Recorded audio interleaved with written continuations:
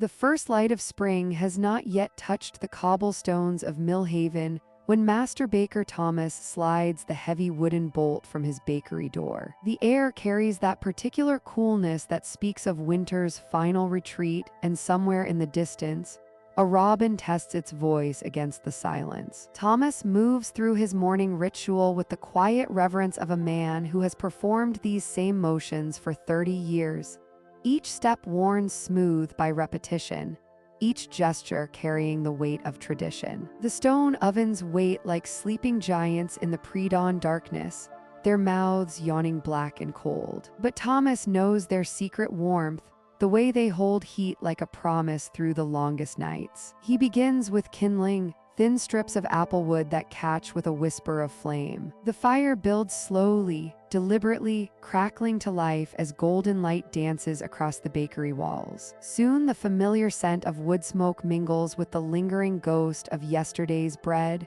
creating that particular perfume that makes this place home to half the village. Young Sarah arrives as the flames begin their earnest work, her footsteps soft on the worn threshold. At 15, she moves with the careful attention of someone still learning, still watching every detail with wonder. Her apron strings trail behind her as she lights the oil lamps, casting pools of warm amber light across the work tables. The bakery awakens around them, shelves of glazed pottery bowls, wooden peels seasoned dark with use, and sacks of flour that smell of distant wheat fields and summer sunshine. "Feel the air, Sarah," Thomas murmurs as he tests the oven's heat with his weathered hand. Spring has different breath than winter. The dough will know, and indeed, there is something different in the morning air, a softness, a hint of green things stirring, the promise of longer days ahead. Sarah breathes deeply, trying to understand what her master feels in his bones. The first dough was prepared yesterday evening,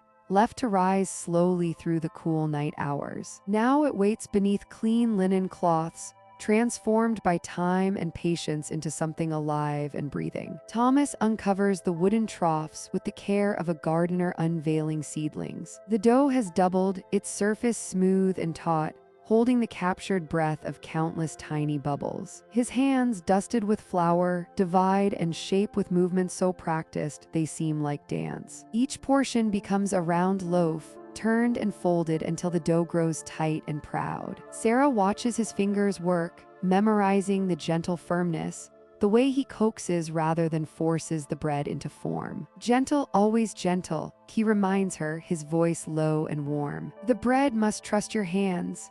One by one, the loaves take their places on long wooden boards. Some will become the dark, hearty loaves that woodcutters favor, dense with rye and barley, studded with seeds that crunch between teeth. Others grow light and golden, destined for the tables of families who will tear them apart with eager fingers, steam rising from their tender centers. The cottage loaves sit small and round, perfect for children's hands, while the long loaves stretch proud and crusty, their backs scored in traditional patterns that will bloom open in the oven's heat. As the sun finally crests the hill behind Millhaven, painting the bakery windows gold, the first loaves slide into the ovens on Thomas's ancient wooden peel. The heat welcomes them with a soft roar, and almost immediately the transformation begins. What was pale and soft grows golden and firm, what was dense becomes light, what was silent begins to sing,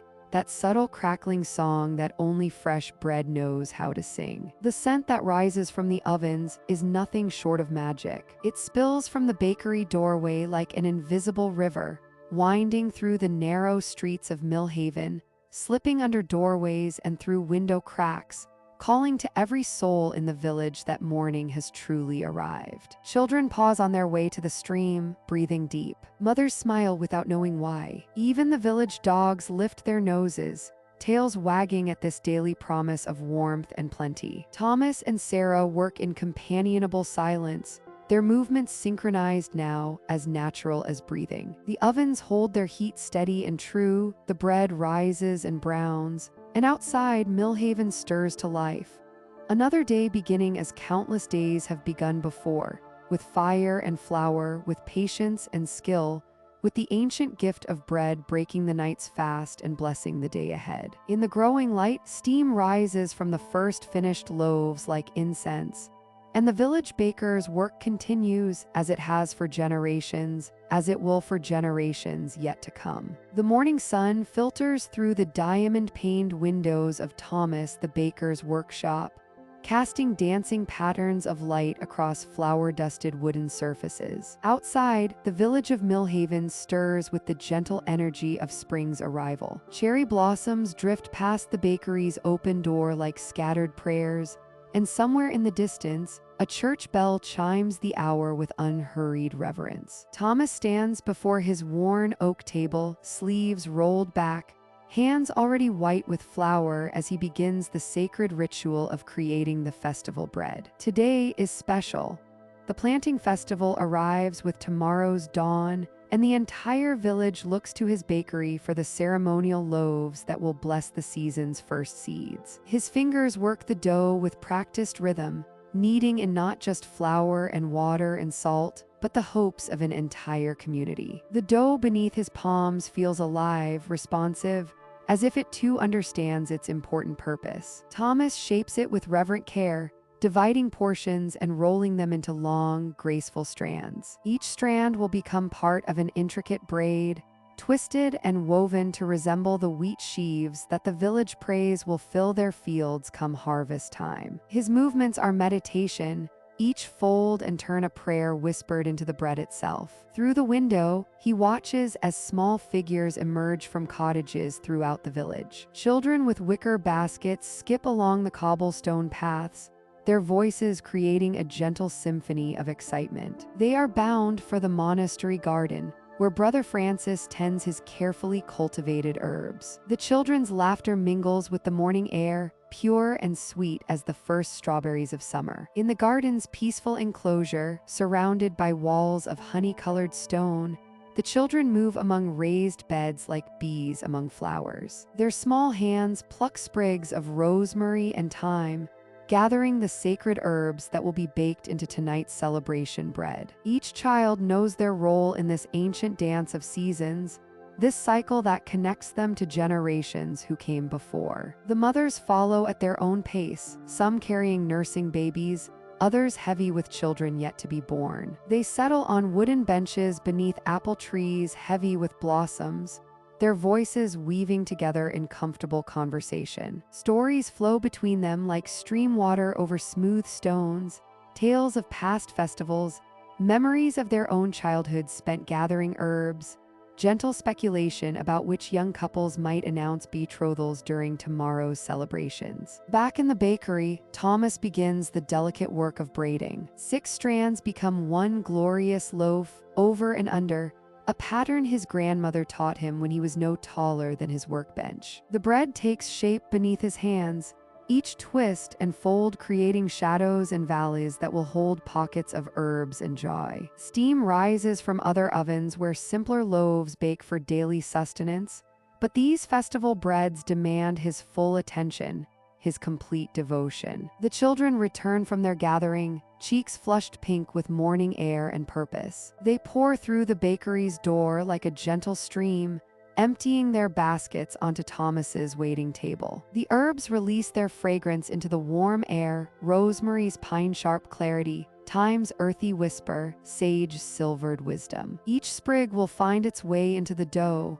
carrying the garden's blessing into every bite. As afternoon light slants golden through the windows, families begin arriving at the bakery. Fathers fresh from their fields, mothers with flour on their aprons from their own day's baking, children still sticky with honey from the morning's work. They come not just to collect their festival bread, but to share in the community of preparation, the collective joy of anticipation. The bakery transforms into something more than a place of commerce. It becomes a gathering space where neighbors pause to share news, where elderly villagers offer advice about tomorrow's plantings, where young mothers receive gentle wisdom from those whose children have grown. The warm scent of baking bread embraces them all, creating an atmosphere of comfort and belonging that money cannot purchase. Thomas moves among his neighbors with quiet pride, his hands never quite clean of flour, his smile never quite absent from his weathered face. Each family receives their festival loaf wrapped in clean linen, still warm from the oven's embrace. The bread will sit on their tables tonight, waiting for tomorrow's ceremony when they will break it together and scatter crumbs upon the earth as an offering of gratitude and hope. As evening approaches and the last family departs, Thomas stands alone in his bakery, surrounded by the day's loving work. Tomorrow will bring the festival itself, with its dancing and music and solemn blessings. But tonight, the village sleeps peacefully, each home cradling its portion of bread that carries within it the promise of another year's abundance, another season's grace, another cycle in the eternal rhythm of planting and harvest, of hope and fulfillment. The first light of dawn filters through the diamond-paned windows of Thomas's bakery, casting golden squares across the flour-dusted wooden counters. The air is still cool from the night, but the great stone oven has been breathing warmth into the room since before sunrise, its belly glowing amber with carefully tended embers. Sarah arrives as she does each morning, her footsteps soft on the worn cobblestones outside. The heavy wooden door creaks gently as she enters, bringing with her the crisp scent of morning air and the faint sweetness of honeysuckle from her cottage garden. Thomas looks up from the long wooden paddle he's using to test the oven's heat, his weathered face creasing into a gentle smile. "Feel the warmth, child," he says, gesturing toward the oven's mouth. "The stones have been drinking heat all night, and now they are ready to give it back to our bread." Sarah approaches slowly, extending her hands toward the radiant opening. The heat kisses her palms, steady and enveloping, like summer sunshine distilled into stone and mortar. Thomas shows her how to hold her hand just inside the oven's threshold, counting quietly under his breath. 1, 2, 3, his voice is soft, measured. When you can hold it there for exactly 7 counts, the heat is perfect for our morning loaves.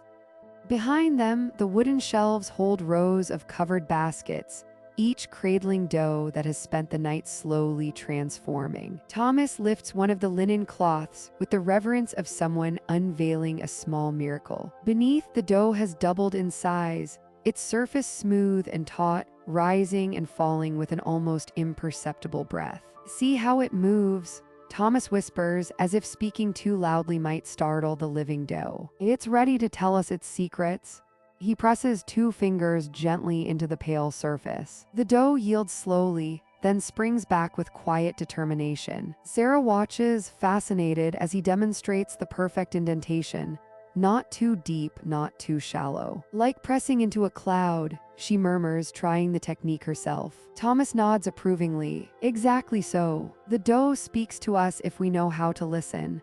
Together, they begin shaping the morning's loaves. Thomas's hands move with decades of practiced grace, folding and turning each portion of dough into perfect rounds. Sarah follows his movements, her young fingers learning the ancient rhythm of kneading and shaping, the dough warm and pliant beneath her palms. The wooden paddle slides smoothly across the oven floor as Thomas demonstrates the art of loading bread. Each loaf finds its place on the hot stones with a soft whisper of settled dough. The oven door closes with a satisfying thunk, sealing in the magic of transformation. As the bread begins its slow alchemy from dough to crust, the bakery fills with the first customers of the day. The door chime announces Harold the blacksmith, his massive frame filling the doorway, his leather apron still warm from the forge. His hands, though stained with soot, are gentle as he counts out copper coins for his daily rye loaf. "Morning, Thomas." Young Sarah, his voice rumbles like distant thunder, but his eyes are kind. "The bread smells like heaven itself today."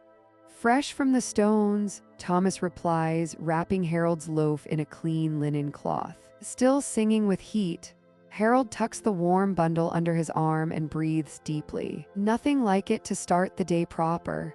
He nods to Sarah, who beams at being included in the morning's ritual. Soon after, Margaret from the Weary Traveler Inn arrives with her wicker basket, ready to collect the dozens of small rolls that will grace the tables of merchants and travelers passing through Millhaven. Her cheeks are pink from the morning air, and she brings news of a tinker's wagon that arrived late last night, full of ribbons and small treasures from distant markets. The children will be beside themselves, she laughs, selecting the most perfectly golden rolls. Nothing draws them like the promise of something new and shiny.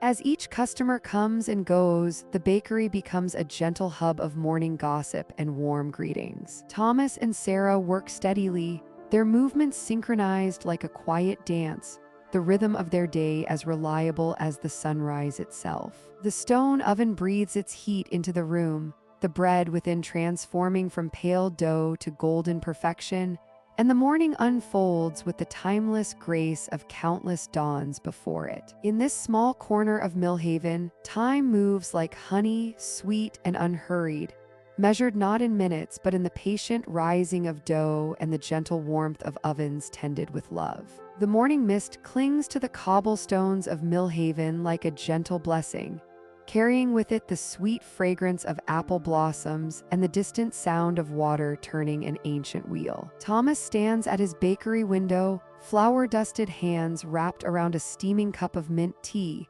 watching as a familiar figure emerges from the white veil of dawn. Old Henrik approaches with his weathered cart, the wooden wheels creaking a rhythm that has marked the changing seasons for more years than most villagers can remember. His horse, Daisy, moves with the unhurried grace of one who knows every stone in the path, her breath forming small clouds in the cool air. The cart carries precious cargo, the first flour ground from spring wheat, golden as captured sunlight and fine as morning frost. Thomas opens the bakery door wide, the warm air from within mixing with the cool morning breeze. The scent of yesterday's last loaves still lingers, mingling with the earthy sweetness of the miller's gift. Henrik's boots, worn smooth by countless journeys between village and mill, tap against the threshold as he enters, brushing droplets of mist from his gray beard. The wheat sang as it fell, Henrik says in his quiet way,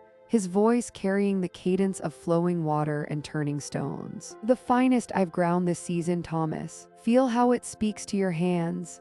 Thomas approaches the canvas sacks with the reverence of a craftsman meeting his medium. His fingers, shaped by decades of kneading and shaping, dive into the flour like roots seeking nourishment. The texture tells him stories of rain that fell at just the right moment, of sunshine that warmed the fields, of earth that gave generously to the grain. The flour is silk and snow, hope and sustenance, all contained within these humble sacks. It's beautiful work, old friend, Thomas murmurs, lifting a handful and letting it cascade between his fingers like fine sand. I can feel the story of its growing, the patient months in the field, the careful tending, the gentle grinding at your wheel. Henrik nods, his eyes crinkling with satisfaction. As Thomas examines each sack, the miller speaks of the countryside awakening, fields stretching green toward distant hills, streams running clear and full, farmers working their plots with renewed energy after winter's long rest. He brings word from neighboring villages. The blacksmith's daughter in Oakenford has married, the harvest looks promising in Westmore, and old Martha in Brookhaven has welcomed her first grandchild. The two men work together in comfortable silence, carrying the sacks to Thomas's storage room where they join the dwindling supplies from last season's harvest. Each bag represents partnership, Henrik's skill at the millstone, Thomas's mastery at the oven, both serving the quiet needs of Millhaven. It is a dance they have performed for 30 springs, each understanding his part without need for words. When the last sack finds its place, Thomas draws 2 mugs of ale from the barrel in his cool pantry, the amber liquid catching the light from his ovens. The warmth in the bakery has grown deeper as the morning progresses, the fires well established and radiating comfort through the stone walls. They settle onto wooden stools near the largest oven, where the heat creates a sanctuary against the lingering chill of spring. Henrik speaks of changes he's witnessed during his rounds, new cottages being built, children growing tall, gardens being planned with hope and care. His words flow like the stream that powers his mill, steady and peaceful, carrying news from farm to farm, heart to heart. Thomas listens, sometimes nodding, sometimes adding his own observations about the village he serves with daily bread. The ale tastes of barley and patience, of grain transformed through human skill into something that warms and nourishes. Steam rises from their mugs like tiny prayers, dissipating into the bakery's comfortable warmth. Outside, the mist begins to lift, revealing the familiar shapes of Millhaven.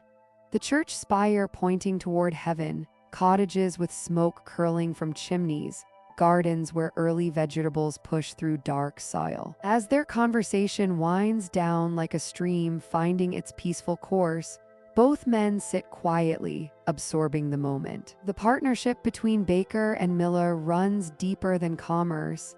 It is the foundation upon which community rests, the quiet understanding that each person's skill serves the whole. In this warm sanctuary, surrounded by the tools of their shared calling, they embody the timeless rhythm of village life. Henrik eventually rises, brushing flour from his clothes with hands that have known decades of honest work. The morning has fully awakened now, and both men have duties that call them forward into the day. Yet this moment remains, two old friends sharing the simple gift of understanding, surrounded by the eternal comfort of bread rising and mills turning, season after faithful season. The first light of dawn filters through the bakery windows as Sarah stands before the wooden counter, her small hands dusted with flour. Thomas watches from across the room, his eyes kind and patient, as she takes her first tentative steps toward creating something entirely her own. The familiar sense of rising dough and lingering warmth from yesterday's baking surround her like a gentle embrace. Sarah has watched this dance countless times before: the careful measuring, the gentle mixing, the patient kneading that transforms simple ingredients into something magical. But today, for the first time, she will perform this ancient ritual alone. Her heart beats steadily, not with nervousness, but with quiet anticipation. She begins with the flour, scooping it from the worn wooden bin with movements that mirror Thomas's own. The pale powder cascades into the large ceramic bowl, creating small clouds that catch the morning light. Next comes the salt, measured with the precision of someone who has observed every detail, and then the yeast, that mysterious ingredient that will bring her creation to life. The water is warm against her fingertips, not hot enough to harm the delicate yeast, not cool enough to slow its awakening. She pours it slowly, watching as it meets the dry ingredients with quiet purpose. The wooden spoon feels substantial in her grip as she begins to stir, bringing together the elements that will soon become bread. Thomas remains silent, his presence a comforting constant, but he does not intervene. This is Sarah's moment, her journey into the heart of the baker's craft. She works with deliberate care, feeling the mixture transform beneath her spoon from a collection of separate ingredients into something unified and alive. When the dough becomes too thick to stir, Sarah turns it onto the floured counter. Her hands, smaller than Thomas's but no less capable, begin the ancient rhythm of kneading. Press and fold, turn and press again. The dough yields beneath her palms, accepting her touch with surprising grace. At first, the mixture feels rough and uneven, clinging to her fingers with stubborn persistence. But Sarah continues the rhythmic motion, finding in the repetitive work a kind of meditation she has never experienced before. Her breathing slows to match the cadence of her hands. Press and fold, turn and press. The world beyond the bakery fades away, leaving only this moment, this connection between baker and bread. Gradually, almost imperceptibly, the dough begins to change. It becomes smoother beneath her touch, more elastic, more alive. She can feel it responding to her care, transforming from something resistant into something cooperative. The stickiness fades, replaced by a silky texture that speaks of gluten developing, of proteins aligning, of magic happening at the molecular level. Sarah's arms grow tired, but she does not stop. She has watched Thomas work through this same fatigue countless times, understanding now that this is part of the process, not just the physical development of the dough, but the spiritual connection between maker and made. Each fold is a promise, each turn a commitment to seeing the process through to its completion. After what feels like both minutes and hours, the dough achieves that perfect state Thomas has described so many times. It feels alive in her hands, smooth and responsive, ready for its next transformation. She shapes it into a round ball and places it in the oiled bowl, covering it with the worn cloth that has sheltered countless loaves before. Now comes the waiting, the time when the yeast works its quiet magic. Sarah watches the clock, learning patience in a way that only baking can teach. The dough rests in its warm corner, slowly expanding, while she cleans her workspace with the methodical care Thomas has modeled for her. When the time comes to shape the loaf, Sarah's hands remember the motion without conscious thought. The dough has doubled in size, full of air and possibility. She gently deflates it, feeling the soft exhalation of gases, then shapes it into the traditional form, elongated, with a slight taper at each end. The final rise seems to take forever, but Sarah waits, watching as her creation slowly swells on the wooden peel. When Thomas nods his approval, she slides the loaf into the oven with movements that belie her youth, her concentration absolute. The baking fills the kitchen with an aroma that is both familiar and entirely new familiar because it is the scent of all bread, new because it is hers alone. When the golden loaf emerges, its crust crackling softly as it cools, Sarah feels a profound sense of accomplishment wash over her. Thomas approaches finally, his weathered hand resting gently on her shoulder. No words are needed. In the perfect golden brown of the crust, in the even rise of the loaf, in the satisfied silence of the bakery, everything that needs to be said is already spoken. Sarah has taken her first true step into the world of the baker, and the bread itself is her diploma. The morning arrived wrapped in gray silk, heavy clouds gathering like soft quilts across the sky above Millhaven. Thomas stirred before dawn, as he always did, but today he paused at his window to watch the first, gentle drops begin their dance against the glass. The air carried that particular sweetness that comes before a proper spring rain, earthy and full of promise. Downstairs in the bakery, the ovens welcomed him with their steady warmth. He had learned long ago that rainy days called for different rhythms,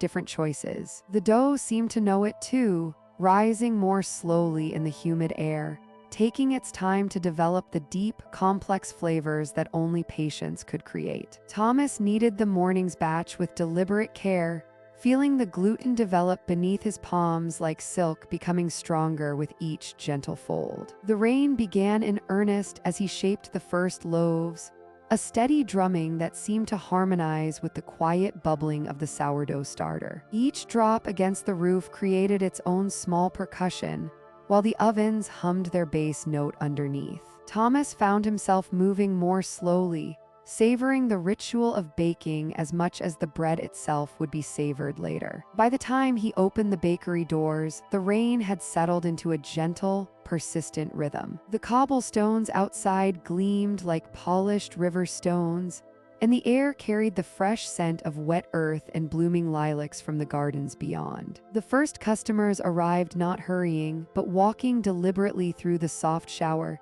their faces peaceful rather than rushed. Margaret was among them, shaking droplets from her woolen shawl and breathing in deeply as she stepped inside. "Oh, Thomas," she said, settling into her usual chair by the window, "there's nothing quite like the smell of your bakery on a rainy morning. It's like being wrapped in comfort itself."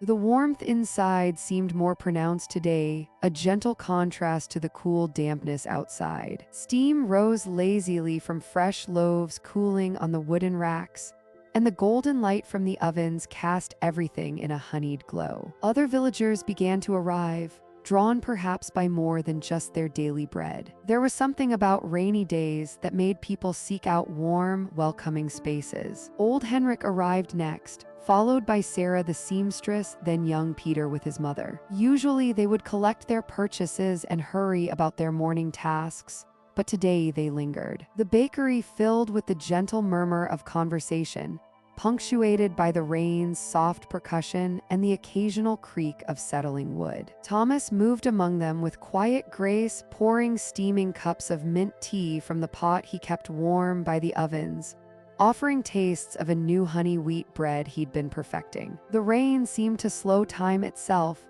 creating a pocket of peace where neighbors became friends and strangers became neighbors. "I always think bread rises better on days like this," Henrik observed, gesturing toward the covered bowls where tomorrow's loaves were already beginning their slow transformation. "Something about the air, perhaps."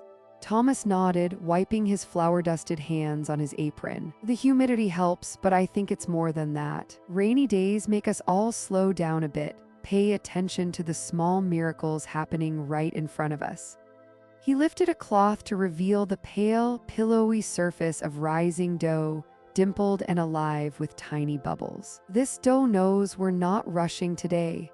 As the morning stretched on, the bakery became a haven. Children pressed their faces to the rain-streaked windows, drawing patterns in the condensation while their mothers shared quiet conversation. The elderly villagers found excuses to stay longer, nursing their tea and watching Thomas work with the unhurried precision that had made him beloved throughout Millhaven. The rain continued its gentle symphony, sometimes intensifying to a proper shower, other times softening to barely more than mist. But inside the bakery, time moved like honey, golden and sweet. Thomas pulled loaves from the ovens with practiced timing, their crusts singing as they cooled, adding their voice to the morning's peaceful chorus. By noon, when the rain finally began to ease, the bakery had become something more than a place of business. It had been a gathering place, a sanctuary, a reminder of what mattered most. As the last customers reluctantly gathered their parcels and stepped back into the brightening afternoon,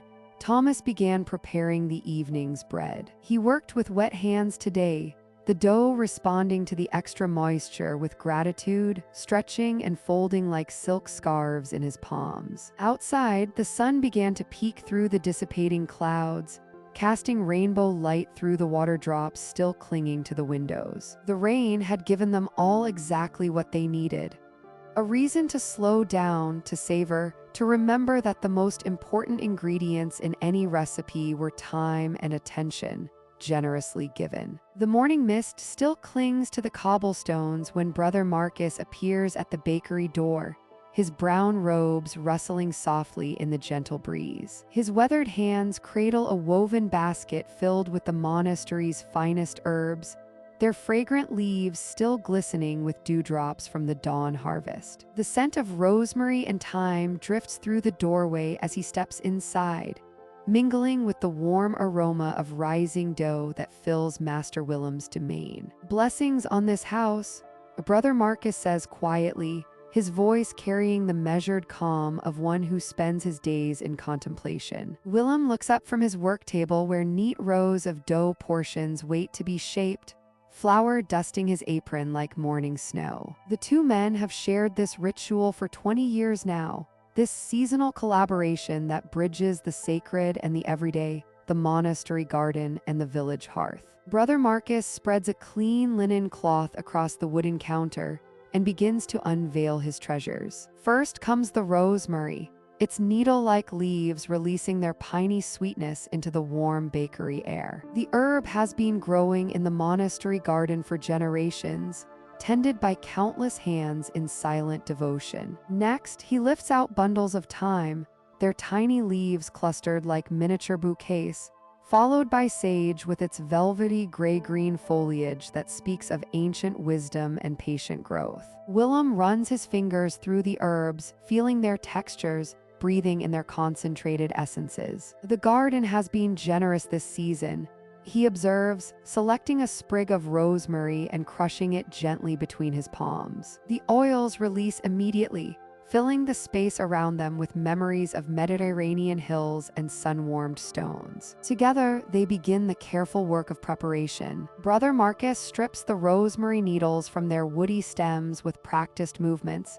his fingers moving in the same rhythm he uses for his prayer beads. Willem heats his largest mortar, the one his grandfather carved from oak heartwood, warming it slightly so the herbs will release their oils more readily. The thyme leaves are pinched free from their delicate stems, creating small mounds of green that look like scattered emeralds in the golden morning light. The sage requires different treatment, its leaves broader and more substantial. Brother Marcus tears them by hand into rough pieces, explaining softly how the monks discovered that steel blades can bruise the delicate cellular structure, while fingers release the oils more gently. Willem listens, adding this knowledge to his own accumulated wisdom, understanding how each herb demands its own respect, its own approach. As they work, the bakery fills with layers of fragrance. The sharp clarity of rosemary cuts through the air like mountain wind. The thyme adds its earthy undertones,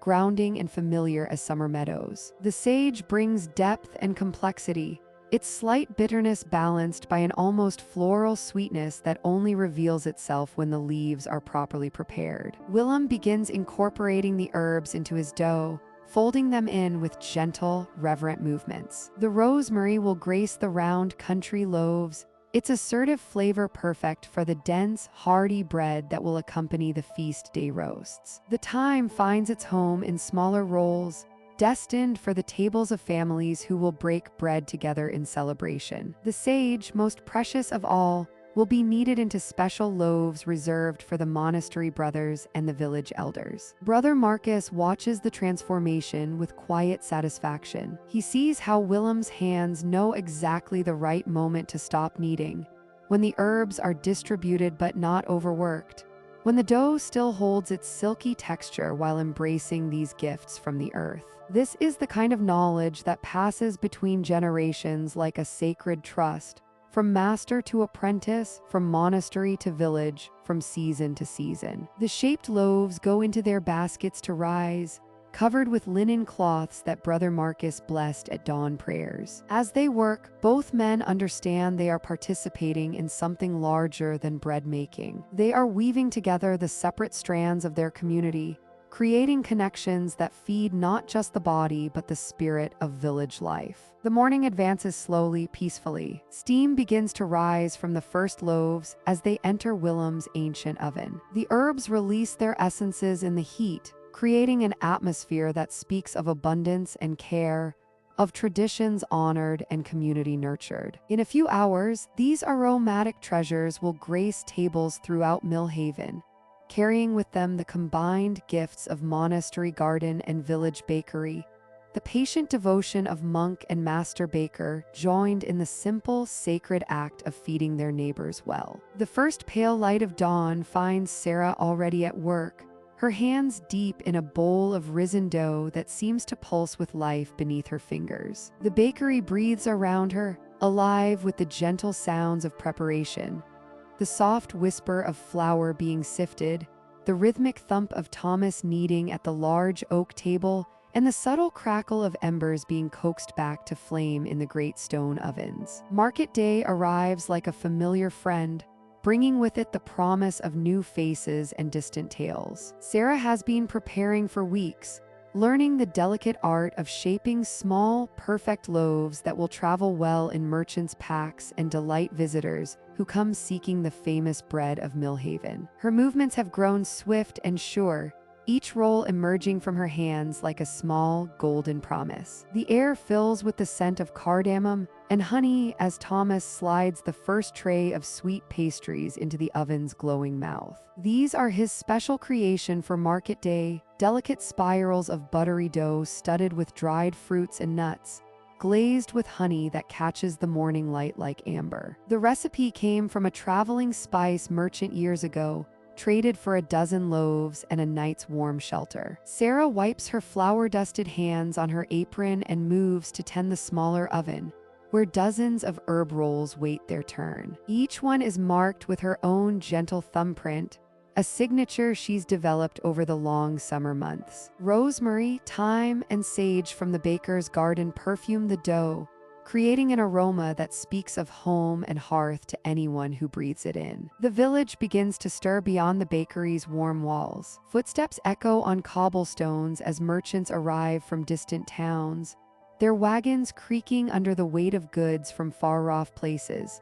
Silk ribbons that shimmer like captured moonlight, pottery glazed in colors that have no names, and spices that carry the warmth of southern suns. Soon they will come seeking fresh bread to sustain their journeys, and Sarah feels a flutter of anticipation at the thought of her creations traveling to places she's only heard described in whispered tales. Thomas checks the temperature of the ovens with the practiced ease of decades, his weathered hands reading the heat like an ancient language. The stones have absorbed the fire's warmth through the night, and now they radiate it back in steady, even waves that will bake their precious cargo to golden perfection. He nods to Sarah, and together they begin the careful choreography of market day baking. Tray after tray emerges from the ovens, each one a small masterpiece of craftsmanship. The round loaves have developed a crust the color of autumn leaves, their surfaces marked with elegant score marks that allow the bread to expand into perfect, dome-like shapes. The sweet pastries glisten with their honey glaze,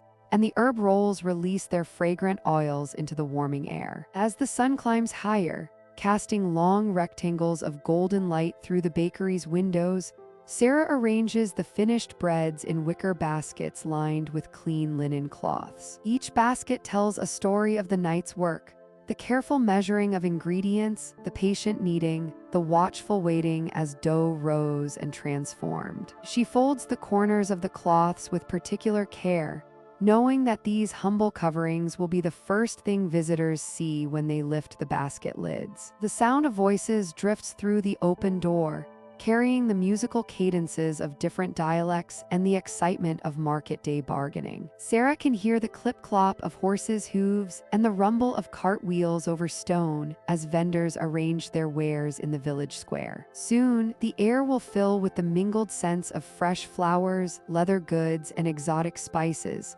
But underneath it all will be the comforting aroma of fresh bread from the bakery of Millhaven. Thomas places a gentle hand on Sarah's shoulder, his eyes twinkling with pride as he surveys their morning's work. The baskets line the wooden shelves like a harvest of golden treasures, each one representing hours of careful craft and generations of accumulated wisdom. In a few moments, they will carry these baskets to the square, where merchants and travelers will taste the fruits of their labor and carry a piece of Millhaven with them on their journeys to distant lands. The morning light grows stronger, painting the bakery in shades of honey and wheat, and Sarah takes a deep breath of the flower-sweetened air, savoring this moment before the day's adventures truly begin. The autumn morning mist clung to the cobblestones of Millhaven's market square, as Thomas arranged the day's bread in neat rows along his wooden display. Golden loaves caught the filtered sunlight streaming through the fog, their crusts still warm from the ovens that had been working since before dawn. The familiar weight of routine settled around him like a comfortable cloak, the same movements, the same gentle anticipation of the day's first customers, the same sense of belonging that had anchored him to this place for so many years. Sarah emerged from the bakery's interior, carrying a tray of honey-glazed rolls that sparkled with crystallized sweetness. She moved with practiced grace between the displays, her movements economical and sure. The morning air carried the mingled scents of yeast and cinnamon, of wood smoke from distant chimneys, and the earthy dampness of fallen leaves. Everything about this moment felt eternal, as if the village had always existed in this gentle state of preparation and welcome. The sound of wagon wheels on stone announced the arrival of someone new. Through the dissipating mist came a traveling merchant's cart, its wooden frame weathered by countless miles and laden with mysterious bundles wrapped in canvas. The horse that pulled it walked with the steady gait of an animal accustomed to long journeys, its breath creating small clouds in the cool air. The merchant himself was a figure of comfortable authority, his cloak rode dusty but well-made, his eyes holding the quiet confidence of someone who had seen many horizons. "Good morning," he called out, his voice carrying traces of distant accents, subtle variations that spoke of kingdoms beyond the familiar boundaries of Millhaven. "I find myself in need of provisions before continuing eastward. Might I purchase some of your finest bread?" Thomas stepped forward with genuine warmth, wiping flour-dusted hands on his apron. "Welcome, traveler. We have fresh loaves just from the ovens, and Sarah has prepared some exceptional sweet rolls."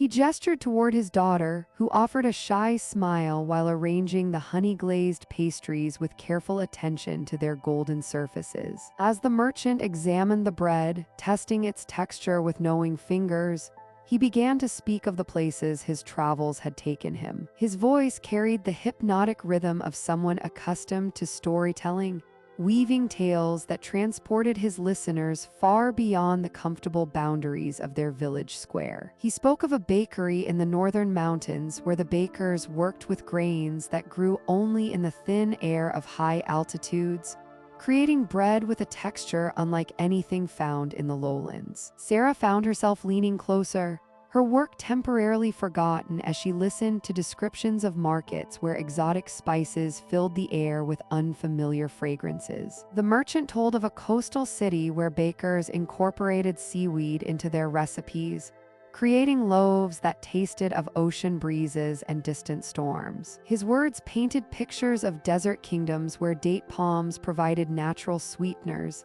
and mountain valleys where wild berries grew in abundance, their juices staining bread the color of sunset. In the eastern provinces, the merchant continued, selecting several loaves and placing coins on Thomas's counter.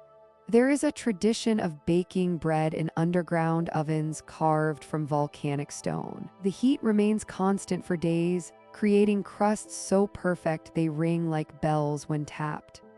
He demonstrated on one of Thomas's loaves, producing a satisfying hollow sound that made Sarah smile with recognition. Thomas listened with polite interest, but Sarah noticed how his feet remained firmly planted on the familiar cobblestones, how his eyes occasionally drifted back to his own ovens, visible through the bakery's open doorway. There was something deeply contented in his posture, a quiet satisfaction that needed no validation from distant wonders. The merchant's tales were entertaining, certainly, but they seemed to strengthen rather than diminish Thomas's appreciation for his own craft, his own place in the world. The merchant wrapped his purchases carefully, tucking them into oiled cloth that would protect them from weather and road dust. "Your bread has the taste of home," he said, a note of genuine appreciation in his voice. No matter how far one travels, nothing quite compares to the comfort of a baker who knows his craft and loves his community. As the wagon disappeared into the morning mist, Sarah found herself standing beside her father, both of them gazing down the road that led to those mysterious distant kingdoms. The merchant's stories lingered in the air like incense, rich with possibility and wonder. Yet there was something profoundly satisfying about returning to their work, about the familiar weight of dough beneath their hands and the unchanging rhythm of their seasonal cycles. The village of Millhaven settled back into its gentle morning routine, somehow made more precious by the brief glimpse of the world beyond its borders. In the bakery's warm interior, the ovens continued their patient work, creating the simple, essential comfort that would nourish their neighbors through another peaceful day. The autumn morning arrives with a gentle mist that clings to the cobblestones of Millhaven, and Thomas awakens to the familiar comfort of his bakery already warming from the ovens below. The scent of yesterday's bread still lingers in the wooden beams above, a sweet reminder of countless loaves that have fed this village through the changing seasons. He stretches slowly, listening to the soft crackle of the fire that never truly sleeps, tended through the night by young apprentice Willem. Downstairs, the bakery holds the quiet sanctity of early morning, when the world still dreams and only the bakers keep vigil over the rising dough. Thomas ties his apron with practiced movements, his fingers knowing each fold and not without thought. The familiar ritual grounds him, connecting him to generations of bakers who have stood in this same spot, kneading hope and nourishment into flour and water. The bell above the door chimes softly, and Alina steps inside, her cheeks flushed from the cool morning air. Behind her, Marcus follows with careful steps, his carpenter's hands clasped nervously behind his back. Thomas sees something different in Alina's eyes today, a brightness that speaks of secrets waiting to be shared, of news that cannot be contained much longer. "Master Thomas," Alina begins, her voice carrying the tremor of barely contained joy. "We have something wonderful to tell you." Marcus steps forward, his arm finding Alina's waist with gentle protectiveness. "We are to be married," he announces, his words simple but weighted with promise. "When the harvest moon rises full in October, we will speak our vows beneath the old oak tree."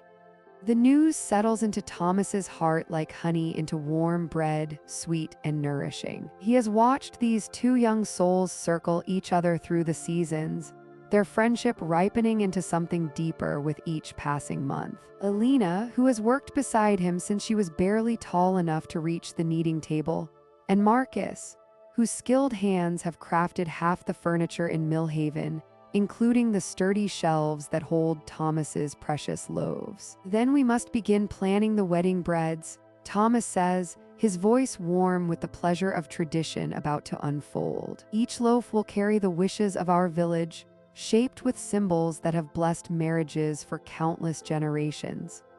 Alina's eyes widen with anticipation, remembering the wedding breads from other celebrations, intricate creations that were as much art as sustenance. Thomas moves to his special shelf, where he keeps the wooden molds carved by Marcus's own grandfather decades ago. Each mold tells a story in its curves and indentations, spirals for eternal love, wheat sheaves for abundance, doves for peace, and intertwining vines for families joining together. The wood has been polished smooth by countless uses, darkened by the oils of many hands that have pressed them into service for joyous occasions. "We will make the traditional 12 loaves," Thomas explains, running his fingers over the ancient symbols. "One for each month of your first year together, each carrying its own blessing." He lifts a mold shaped like clasped hands. "This one represents partnership, the way two separate paths become one journey." Alina reaches out to touch the smooth wood, imagining her own hands shaping the dough that will feed her wedding guests. Marcus nods thoughtfully, understanding the weight of these rituals that bind the village together. "My grandmother always said that bread made with love feeds more than the body," he murmurs. "It feeds the soul of the community." Thomas smiles at this wisdom, recognizing the truth that every baker learns that the most important ingredient in any loaf cannot be measured or weighed, only given freely from the heart. As the morning light grows stronger through the bakery windows, they begin to discuss the details. The wheat will come from Farmer Aldrich's finest fields, golden grain that has drunk deeply of summer sunshine and autumn rain. The honey will be gathered from the hives that sit contentedly behind the village church, where the bees have feasted on wildflowers and herb gardens all season long. Alina imagines the day when she and Marcus will break these blessed loaves together, sharing them with family and friends who have watched their love grow. Each bite will carry the taste of home, the flavor of belonging, the sweetness of a future built on strong foundations. Thomas sees her dreaming and knows that these wedding breads will be more than food, they will be edible prayers, golden symbols of hope shaped by loving hands and blessed by an entire community's joy. The bakery fills with the quiet contentment that comes when hearts align with purpose, when simple ingredients transform into something sacred through the alchemy of love and tradition. The first morning of true summer arrives with a golden light that seems to pour like honey through the bakery windows. The air carries the sweet perfume of elderflower and wild roses, mingling with the familiar comfort of rising dough. In the village of Millhaven, summer unfolds like a gentle embrace, bringing with it the season's most generous gifts. Margaret rises even earlier now, before the sun climbs high enough to heat the stone ovens beyond comfort. The pre-dawn hours are precious and cool, filled with the soft sounds of preparation. Her hands work the dough with practiced rhythm, feeling how the warmth of the season has changed even this familiar ritual. The wheat flour seems lighter somehow,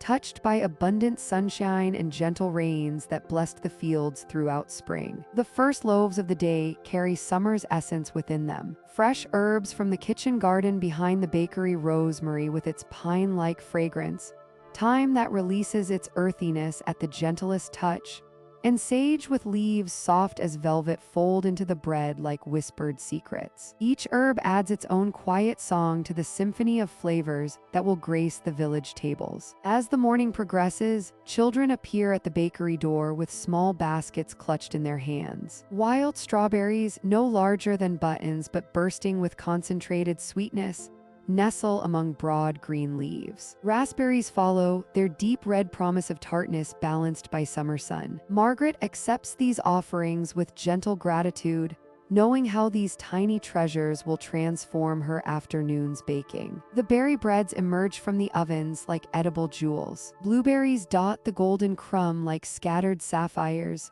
while blackberries leave purple trails through the tender interior. The aroma draws villagers from their morning tasks, farmers pausing on their way to check the ripening grain, seamstresses stepping away from their needlework, shopkeepers opening shutters to let in the sweet-scented air. By midday, when the sun stands high and the cobblestones shimmer with heat, the bakery becomes a refuge. Its thick stone walls hold the coolness of early morning, offering respite from summer's intensity. Travelers on the dusty road pause here, grateful for the shade and the cool cup of mint tea that Margaret offers alongside thick slices of cucumber bread, refreshing as a garden after rain. The rhythm of summer baking flows with the natural world outside. Lighter breads grace the morning shelves, delicate rolls studded with poppy seeds, flatbreads brushed with olive oil and scattered with coarse salt that catches the light like tiny crystals. The heavy, warming loaves of winter give way to breads that complement rather than compete with the season's abundance. In the garden behind the bakery, bee skeps hum with contentment. The bees work the lavender and borage flowers,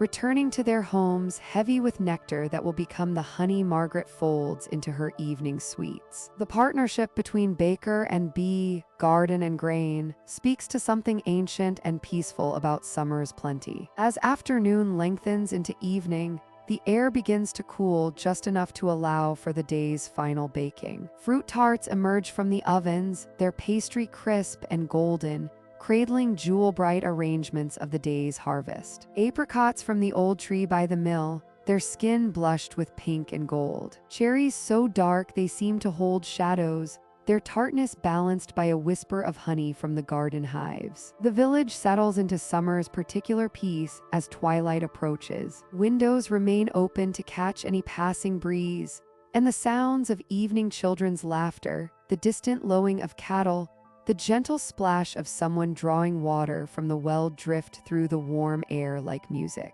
Margaret stands in her doorway as the last customers of the day select their evening bread. The bakery shelves, full this morning, now show the pleasant emptiness of a day's honest work completed. Tomorrow will bring its own gifts, perhaps wild blackberries from the hedgerows, or new potatoes from someone's garden, perfect for tomorrow's herb bread. The sun sets slowly, painting the sky in shades of peach and lavender. In the bakery of Millhaven, summer has found its perfect expression not in grand gestures, but in the quiet abundance of daily bread made beautiful by the season's gentle gifts. The village sleeps soundly, knowing that tomorrow's dawn will bring again the sweet promise of summer's golden plenty, baked into loaves that carry the warmth of sunshine and the whispered secrets of herb-scented gardens. The summer solstice arrives in Millhaven like a gentle whisper, the longest day of the year stretching its golden arms across the cobblestone streets. In the heart of the village, Thomas's bakery hums with quiet anticipation,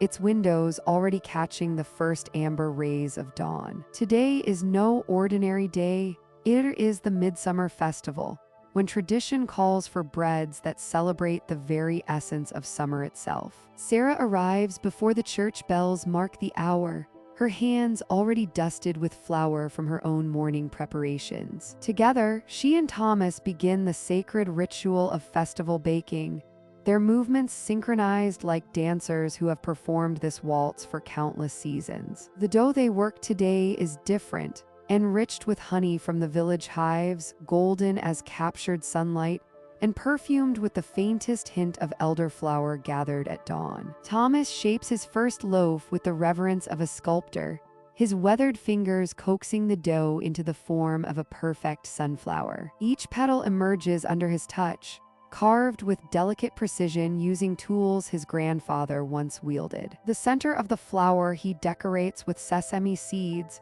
creating the illusion of a sun's radiating warmth. Sarah works beside him, crafting roses from braided dough, their spiral petals unfurling in endless loops of golden beauty. As the morning progresses, their creations multiply across the wooden tables: morning glories with trumpet-shaped blossoms, wheat sheaves bound with braided stems, and sun wheels that seem to glow with their own inner light. The oven breathes steadily, its ancient stones heated to the perfect temperature, ready to transform these works of art into edible poetry. The first batch emerges with a crust the color of burnished bronze, releasing steam that carries the essence of summer meadows. The sunflower loaves gleam with an egg wash that makes them shine like polished amber, while the roses blush pink from a gentle brush of berry juice. Each bread is a testament to the season's abundance, a celebration captured in flour and fire. Throughout the day, villagers drift past the bakery windows,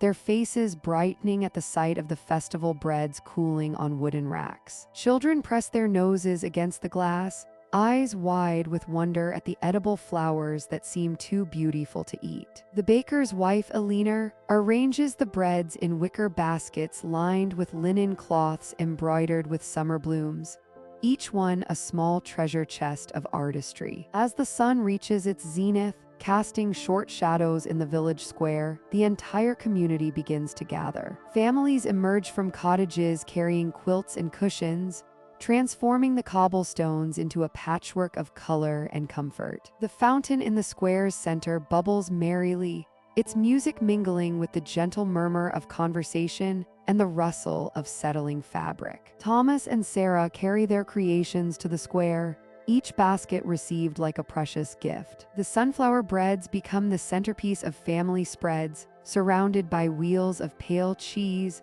bowls of strawberries still warm from the sun, and pitchers of elderflower cordial that sparkle like liquid diamonds. Children reach for the rose-shaped rolls with reverent fingers, understanding instinctively that they hold something magical. As twilight begins its slow descent, painting the sky in shades of lavender and rose, lanterns begin to flicker to life throughout the square. The longest day gradually surrenders to evening, but the celebration continues, voices joining in gentle songs that have been sung on this night for generations. Stories pass from elder to child, tales of summers past and harvests abundant, each word seasoned with the taste of honey-sweetened bread. Thomas stands at the edge of the square, watching his community share the fruits of his labor. Each smile, each satisfied sigh, each child's delighted giggle as they discover a particularly beautiful bread flour. These are the moments that make his craft sacred. Sarah joins him, flour still dusting her apron, her eyes reflecting the soft glow of the lanterns. Back at the bakery, their ovens continue to glow through the night, warm sentinels watching over the village. The scent of baking bread drifts through open windows, a gentle reminder that some traditions endure beyond seasons, beyond years. In Millhaven, the Midsummer Festival is more than celebration.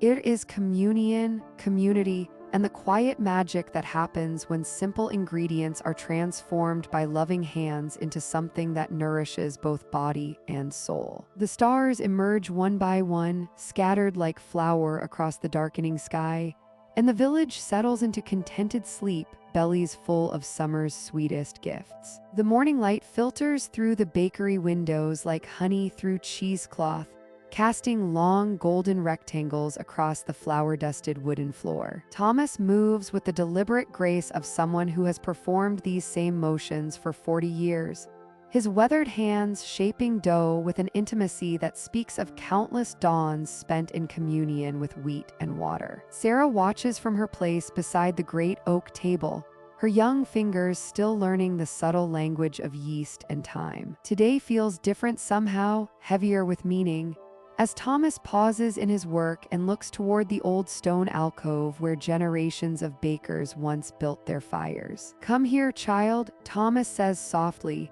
his voice carrying the warm rumble of ovens and the patience of seasons. There are things you should know, old ways that mustn't be forgotten.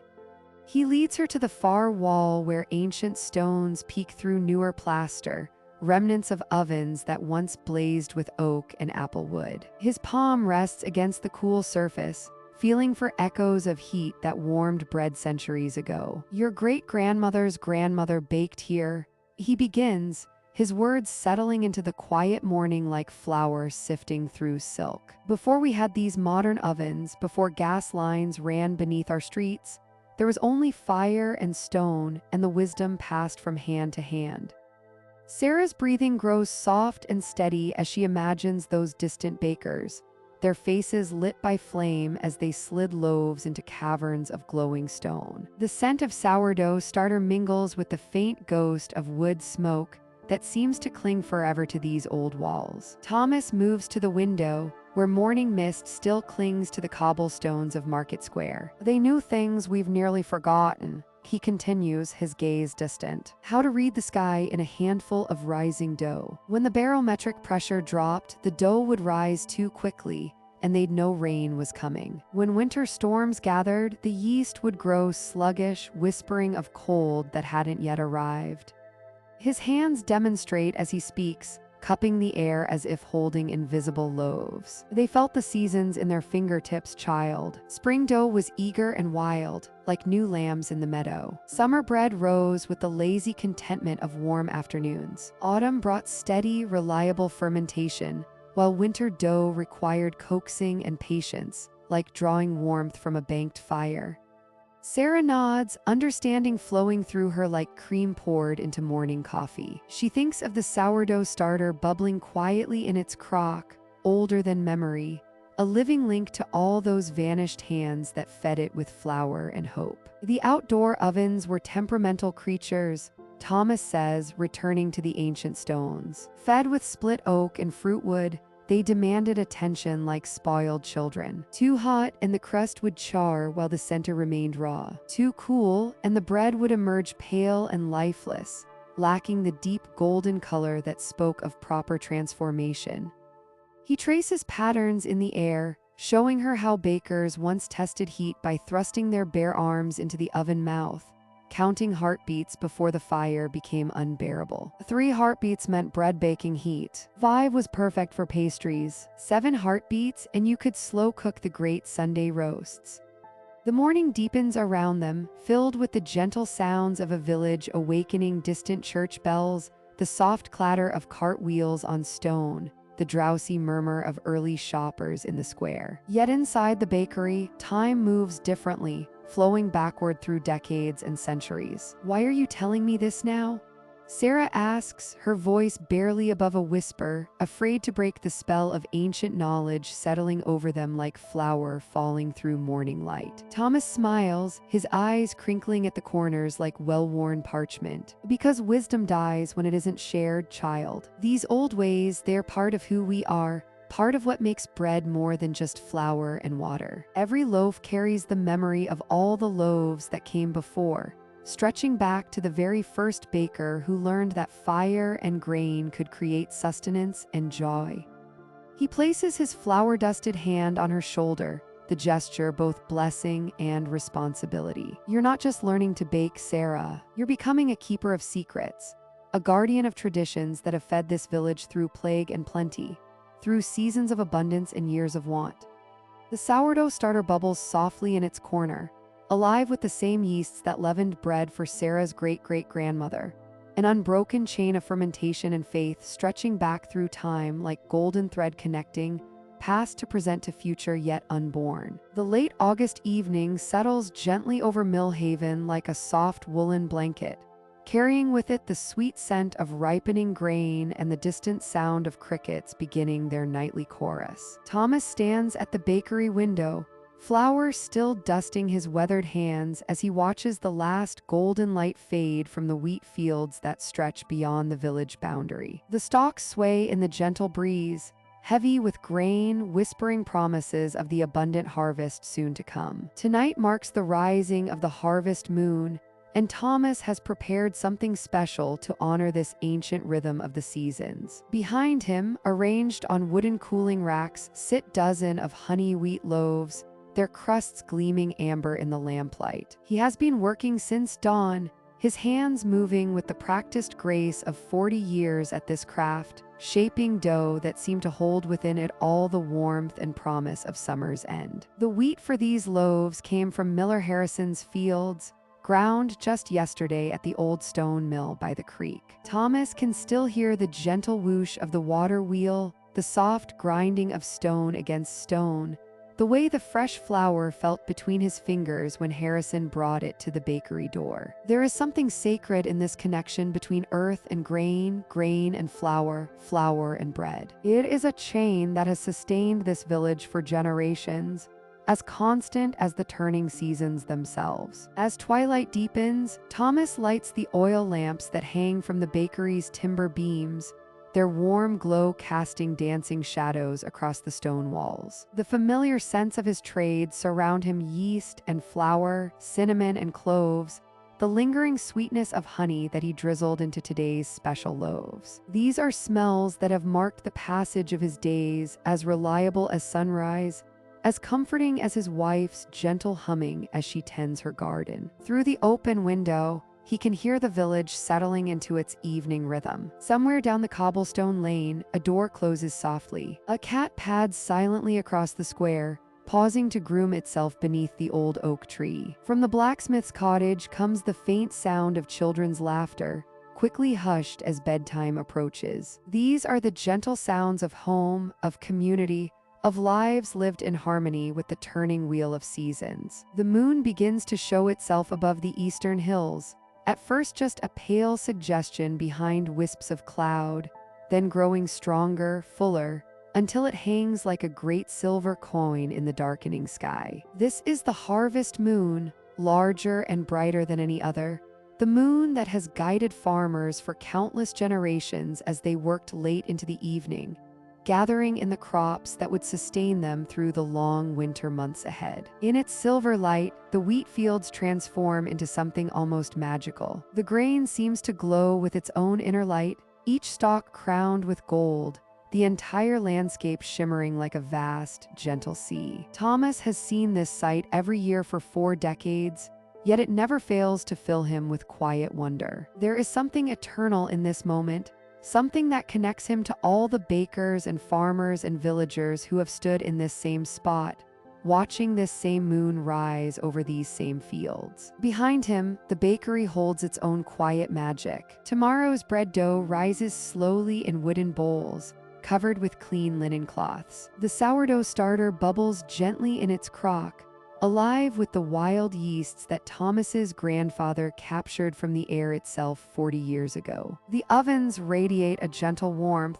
their stones still holding heat from the day's baking. Everything speaks of continuity, of tradition, of the patient rhythms that have sustained this place for generations. Thomas moves quietly through his domain, checking the rising dough, adjusting the cloths, ensuring that tomorrow's bread will be ready when the village wakes. His movements are unhurried, contemplative, marked by the deep satisfaction that comes from work well done and seasons properly honored. The harvest moon climbs higher, its light streaming through the windows, casting everything in silver and shadow. As the night deepens and the village falls into peaceful slumber, the bakery continues its quiet work. Yeast works its ancient magic, transforming grain into sustenance. The moon watches over field and village alike, blessing the cycle that has sustained this place since time immemorial. And Thomas, keeper of this sacred craft, tends his ovens and his dough,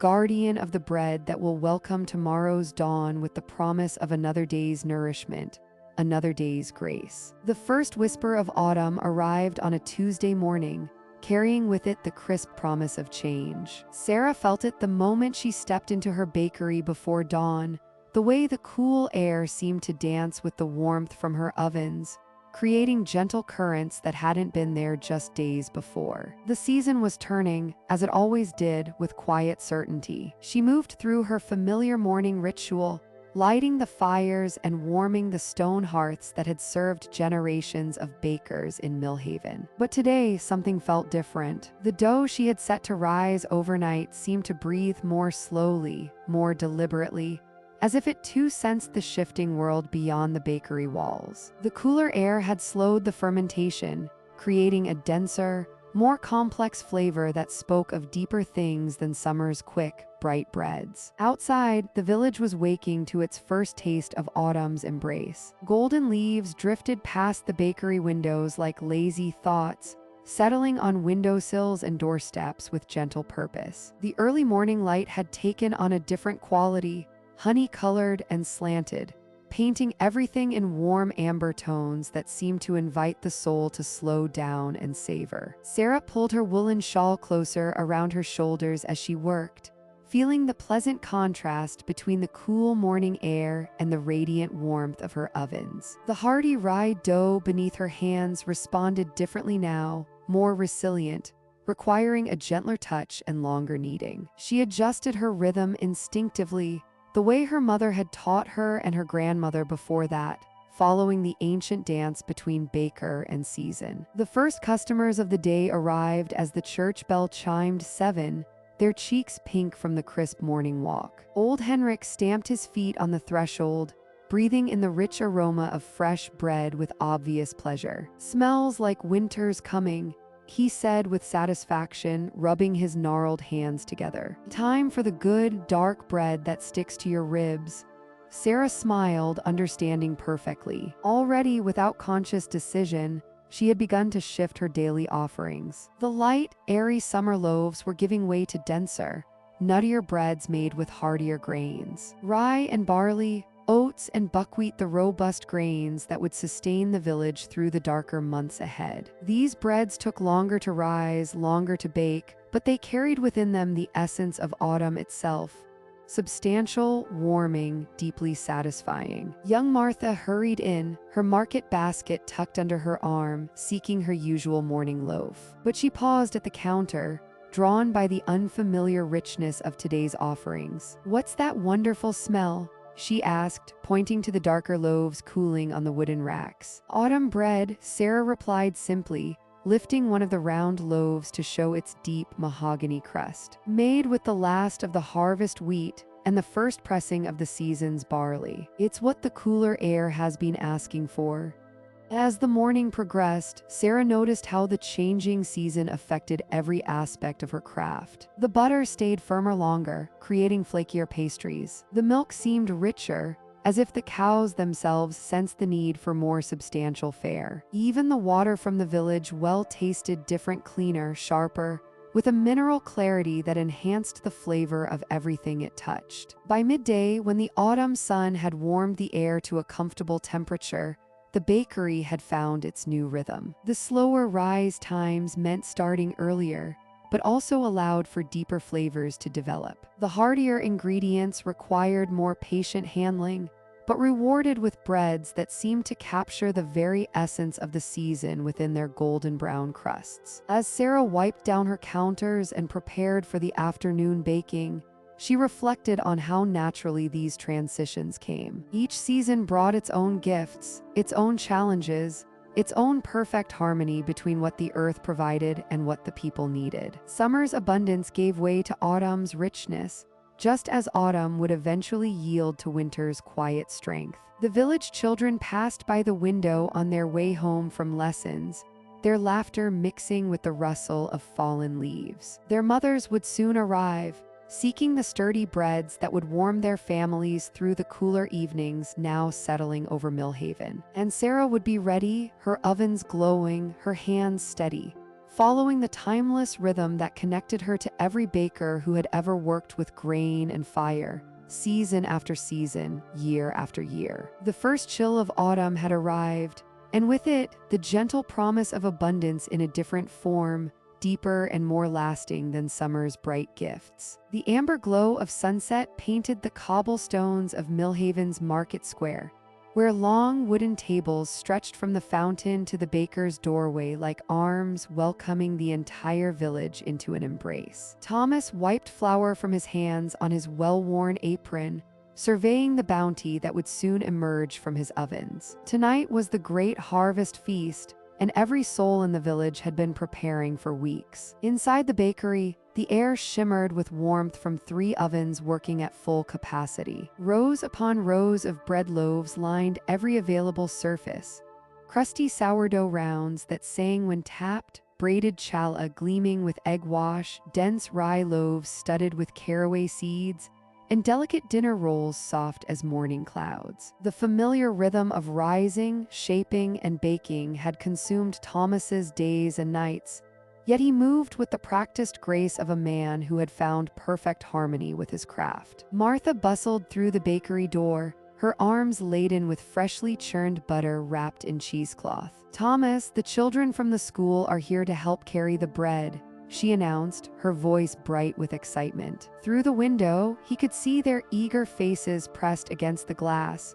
watching the final loaves emerge from the ovens in billowing clouds of steam. As the first stars appeared, the villagers began gathering in the square. Farmer Henrik arrived with wheelbarrows overflowing with golden corn and ruby apples. The blacksmith's wife carried steaming pots of stew that filled the evening air with the scent of herbs and slow-cooked beef. Children darted between the tables, their laughter mixing with the gentle murmur of adults sharing stories of the season's abundance. Thomas orchestrated the bread service with quiet confidence, directing young apprentices to carry basket after basket of warm loaves to the tables. Each variety found its perfect companion, the hearty rye paired with aged cheese, the soft rolls cradling thin slices of ham, the sourdough serving as foundation for spoonfuls of harvest vegetables. The bread was more than sustenance.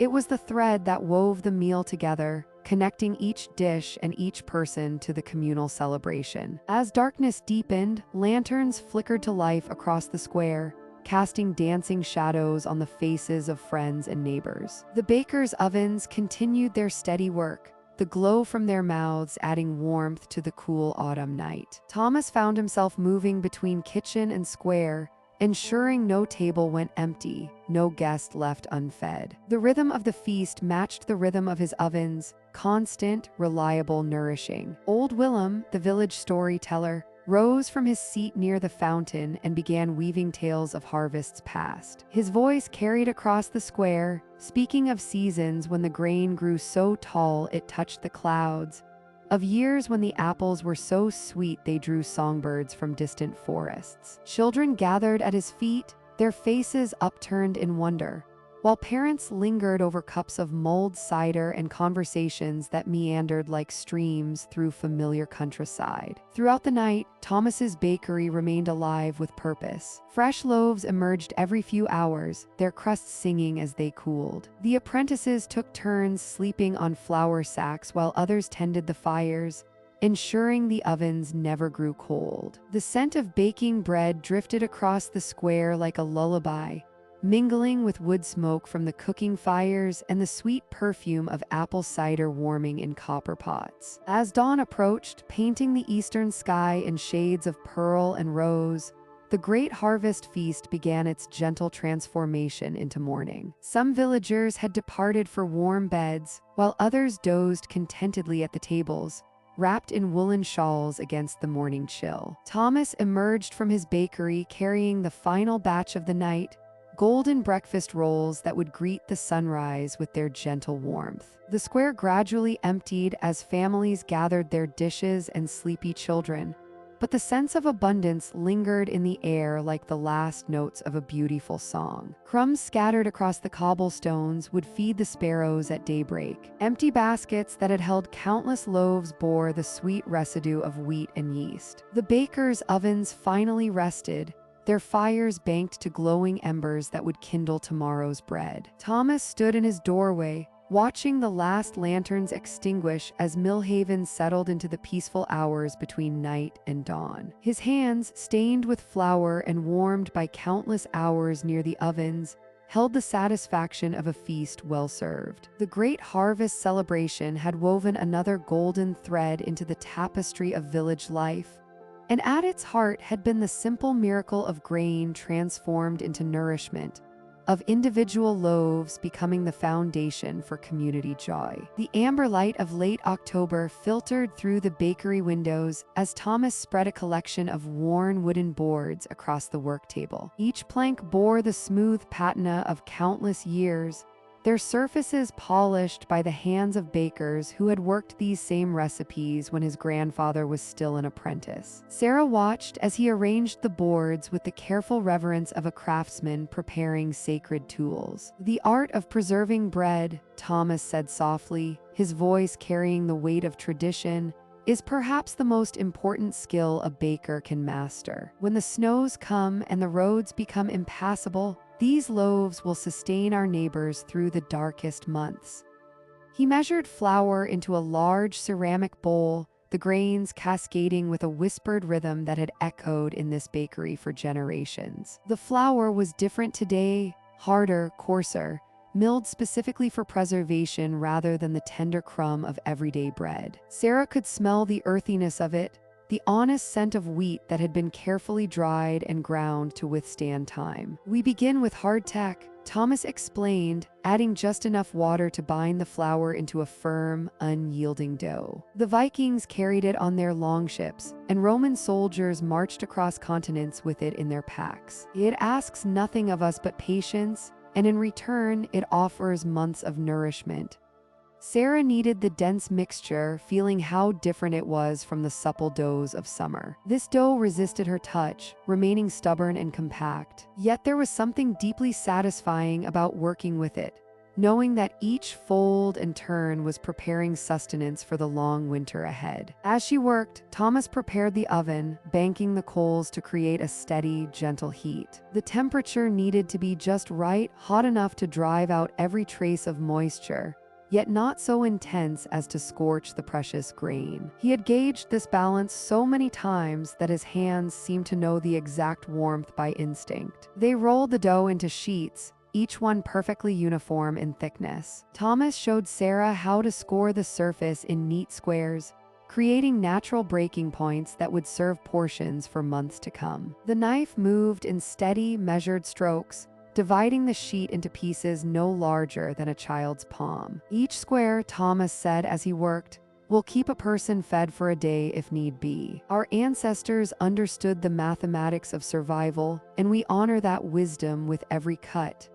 The hardtack sheets went into the oven with ceremony. Sarah watched as Thomas slid each board into place, the raw dough pale against the darkened brick. The baking would take hours, a slow transformation that required constant attention but rewarded patience with security. While the hardtack baked, they turned to other preservations. Thomas brought out a selection of dried fruits, apples from the orchards beyond the village, pears that had been carefully peeled and hung in the bakery's rafters, berries that summer had offered in abundance. Each piece had been prepared with care, the moisture drawn out slowly to concentrate the flavors and ensure longevity. "Fruit breads for winter," he explained, beginning to mix a new dough enriched with eggs and a touch of precious honey. "These will keep for weeks in the cold cellar, bringing sweetness to February mornings when the world seems frozen solid."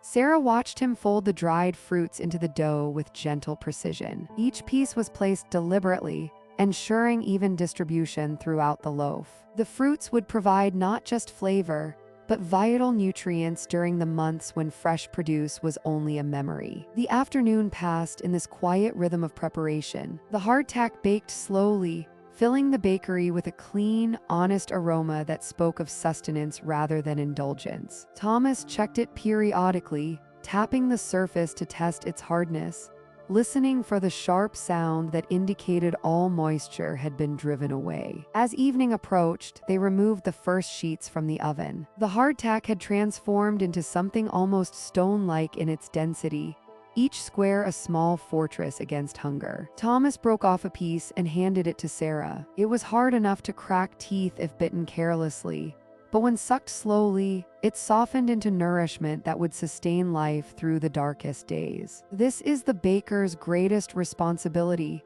Thomas said as they wrapped the finished hardtack in clean linen. "Not the delicate pastries or the daily bread, important as those are. This is the knowledge that stands between comfort and want, between plenty and scarcity. The bakery grew quiet as they worked, the only sounds the soft rustle of cloth and the distant settling of cooling ovens. Outside, the first stars appeared in the darkening sky, and somewhere in the village, families gathered around their hearths, trusting in the baker's craft to see them safely through winter's embrace. The morning air carried the crisp promise of autumn when the stranger arrived in Millhaven, his weathered cloak dusted with the golden leaves that had begun their slow dance from the oak trees lining the village path. He moved with the unhurried gait of one who had walked many roads, his leather satchel worn smooth by countless journeys, and in his eyes danced the light of 1,000 tales waiting to be told. Sarah noticed him first through the bakery window as she kneaded the morning's bread, her hands working the dough in the steady rhythm her grandmother had taught her years ago. The stranger paused outside, breathing in the warm aroma of fresh loaves that seemed to beckon him forward like an old friend's embrace. When he pushed open the door, the little brass bell sang its familiar welcome, and with it came the scent of distant places, wood smoke from foreign hearths, the salt of unfamiliar seas, and something indefinable that spoke of stories carried on the wind. "Good morning, baker," he said, his voice rich and warm as honey from the comb. "I am called Thomas the Wanderer, and I travel these roads collecting tales and sharing them with those who offer me shelter from the turning seasons."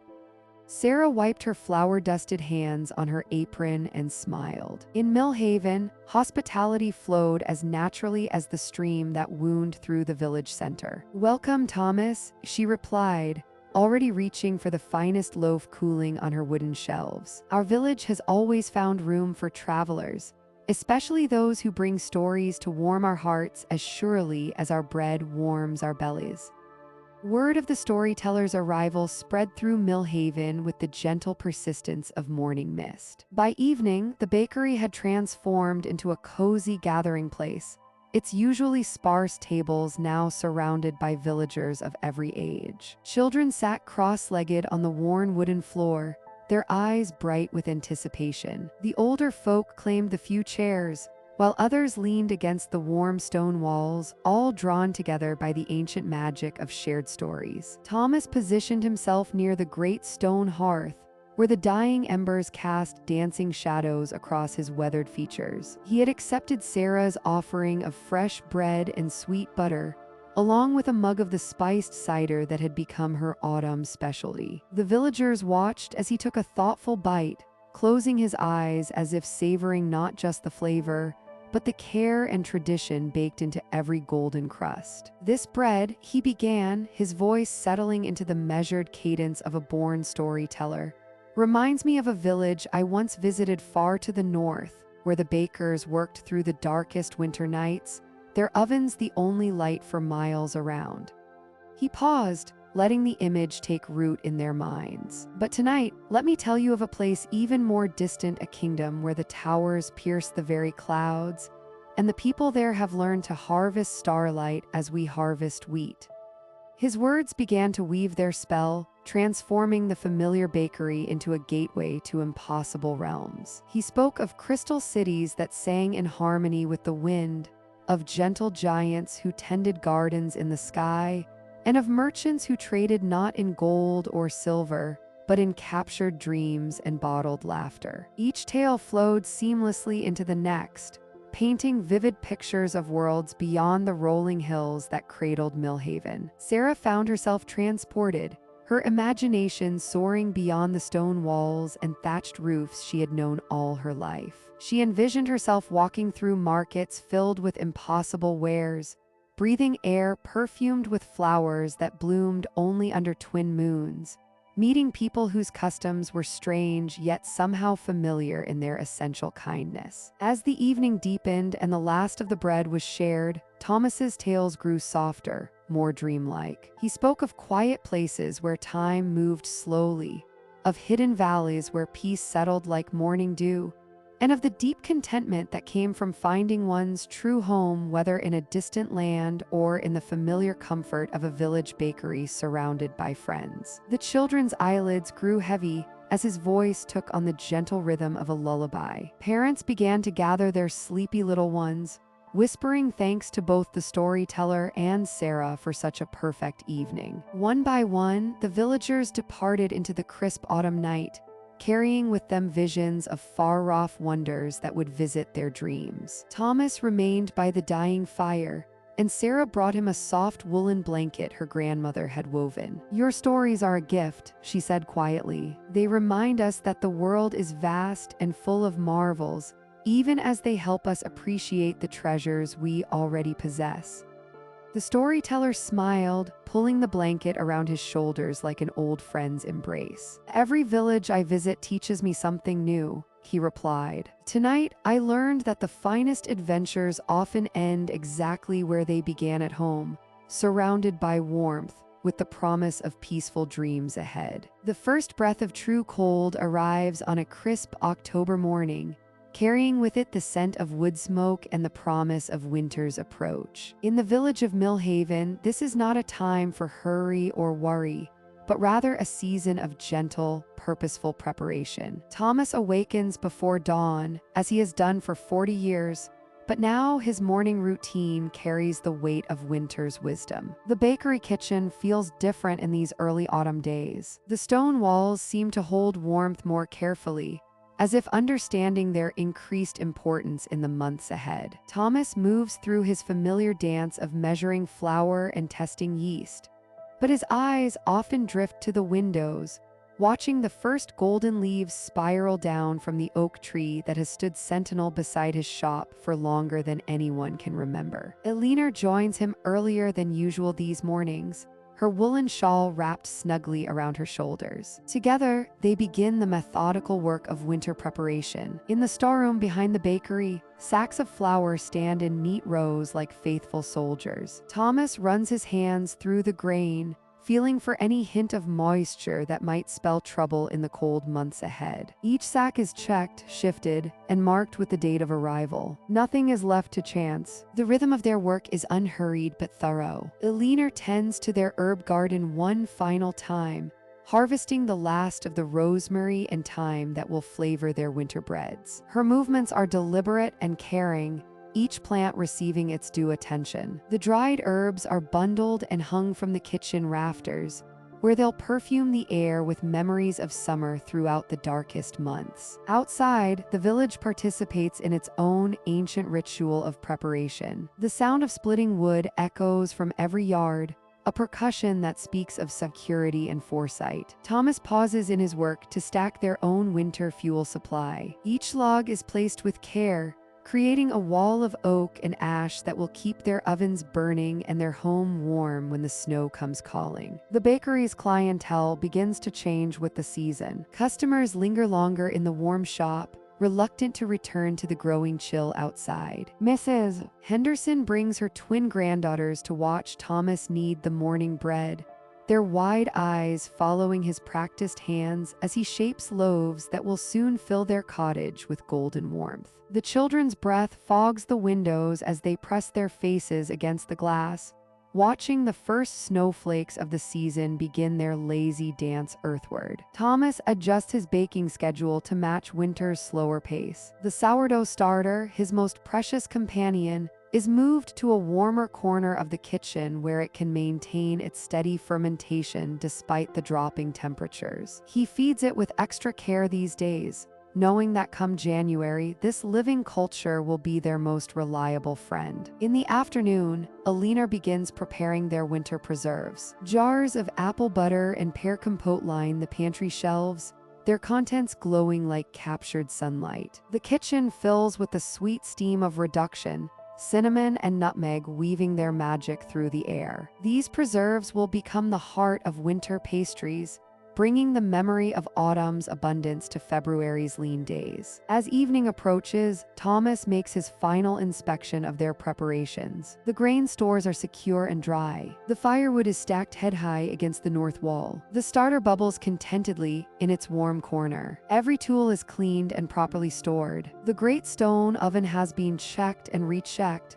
its firebricks sound and ready for winter's daily communion. The village settles into its own quiet readiness. Smoke rises straight up from chimneys in the still air, carrying the scent of burning apple wood and the promise of hearth-warmed evenings ahead. Children's laughter echoes from the square as they chase the last autumn leaves, their cheeks pink with cold and joy. Thomas steps outside one final time before closing the bakery for the night. The air is sharp and clean, filled with the expectancy that comes before winter's first real storm. He breathes deeply, tasting the approaching season on his tongue. There is no anxiety in this moment, only the deep satisfaction that comes from work well done and preparations complete. Back inside, he banks the fire in the great oven, ensuring coals will remain alive until morning's rekindling. The bakery settles into its nighttime quiet, ready for whatever winter may bring. In Millhaven, the long sleep of winter is not something to fear, but rather a season to embrace, wrapped in the warmth of careful preparation and the knowledge that spring will always return. The village dreams peacefully tonight, secure in its readiness for the gentle slumber ahead. The first snowflakes began falling just before dawn, drifting down like whispered secrets from the pewter sky above Millhaven. Sarah noticed them through the bakery window as she lit the ovens, each delicate crystal catching the amber glow of the flames and dissolving into tiny diamonds of light. The world outside transformed slowly, quietly, as if nature herself were pulling a soft white blanket over the sleeping village. By the time the sun rose, though hidden behind thick clouds, Millhaven had become something altogether different. The cobblestone streets wore coats of pristine white, and the thatched roofs of cottages looked like they'd been dusted with the finest flour. The old oak tree in the village square stretched its bare branches skyward, each twig outlined in snow so perfect it seemed painted by an artist's careful brush. Inside the warm cocoon of the bakery, Sarah moved through her morning rituals with gentle precision. The dough she'd prepared the night before had risen beautifully in the cool cellar, and now she shaped loaves with hands that knew this work as intimately as breathing. The ovens radiated their steady heat, and she found herself grateful for the very warmth that had felt oppressive just months ago during summer's blazing afternoons. How curious, she thought, kneading the supple dough, that the same fire could be both burden and blessing, depending on the season's mood. The aroma of baking bread began its daily journey through the village, but today it carried something extra, a promise of warmth against the winter's first gentle assault. Steam rose from the loaves as they emerged golden and crackling from the ovens, and Sarah set them on wooden racks near the window where their heat would fog the glass and create small, intimate havens of warmth. One by one, the villagers began to appear through the falling snow. Old Henrik was first, as always, his woolen cap dusted white and his cheeks pink from the cold. He stamped his boots at the threshold and breathed deeply of the bakery's warm, yeast-scented air. Margaret followed soon after, bundling her shawl closer as she hurried from her cottage, her footsteps creating the first delicate prints in the snow along Elm Lane. The bakery became a gathering place on this first snow day, more so than usual. Villagers lingered longer, warming their hands around cups of the hot cider Sarah had learned to prepare during the colder months. They spoke in soft voices about winter preparations, the firewood stacked high, the root vegetables stored safely in cellars, the extra quilts brought down from attic chests. There was something deeply satisfying about these conversations, a sense of community wrapped in shared preparation for the peaceful months ahead. Young Tom pressed his nose against the window, watching the snow accumulate on the sill outside while his mother selected the day's bread. The flakes fell steadily but gently, with no wind to drive them sideways or fury to pile them into drifts. This was winter announcing itself politely, Sarah thought, requesting permission to settle in for its long, quiet stay. As afternoon approached, the light outside grew softer, filtered through the continuing snowfall until everything seemed wrapped in gauze. The bakery's windows glowed like warm amber jewels against the white landscape, and Sarah realized she had become something of a lighthouse keeper, tending the beacon that drew neighbors from their hearths for daily bread and human connection. She moved to the window and pressed her palm against the cool glass, watching her breath create a small cloud on the surface. Beyond, Millhaven lay peaceful and transformed, the familiar made magical by winter's gentle touch. The miller's wheel had stopped turning, its paddles dressed in white fringe, and the village fountain wore a cap of snow that would grow thicker with each passing hour. The last customer departed as the short winter day began its early fade into dusk. Sarah swept the floor slowly, savoring the quiet that settled over the bakery like the snow settling over the village. The ovens would stay warm through the night, banked carefully to maintain their steady heat, ready to chase away tomorrow's chill with fresh loaves and the promise of continuity that bread had always provided. She turned off the main lights and stood for a moment in the gentle glow of the dying ovens, watching the snow continue its patient work outside. Winter had arrived not with fanfare or fury, but with the quiet confidence of a season that knew its place in the eternal cycle. And here in her warm bakery, surrounded by the tools of her trade and the lingering scent of fresh bread, Sarah felt herself settling into winter's embrace with the same peaceful certainty. The first snow would melt and return many times before spring, but this moment, this perfect balance of warmth and cold, light and gathering darkness, solitude and community would remain in her memory like a photograph pressed between the pages of a beloved book. The winter solstice arrives quietly in Millhaven, bringing with it the year's shortest day and longest night. By 3:30, the sky begins its gradual surrender to darkness, painting the village in shades of deep purple and amber. In the bakery on Cobbler's Lane, Thomas lights the first oil lamp of the evening, its golden flame casting dancing shadows across the flour-dusted wooden counters. The ovens have been burning steadily since before dawn, their brick chambers radiating a warmth that seems to pulse through the very walls of the old stone building. Thomas runs his weathered hand along the oven door, feeling the steady heat that has been his companion through countless seasons. Outside, the first snowflakes of evening begin their gentle descent, each crystal catching the lamplight as it drifts past the frost-etched windows. The scent of yeast and rising dough mingles with the comforting aroma of burning applewood. Thomas has learned, through decades of winter mornings,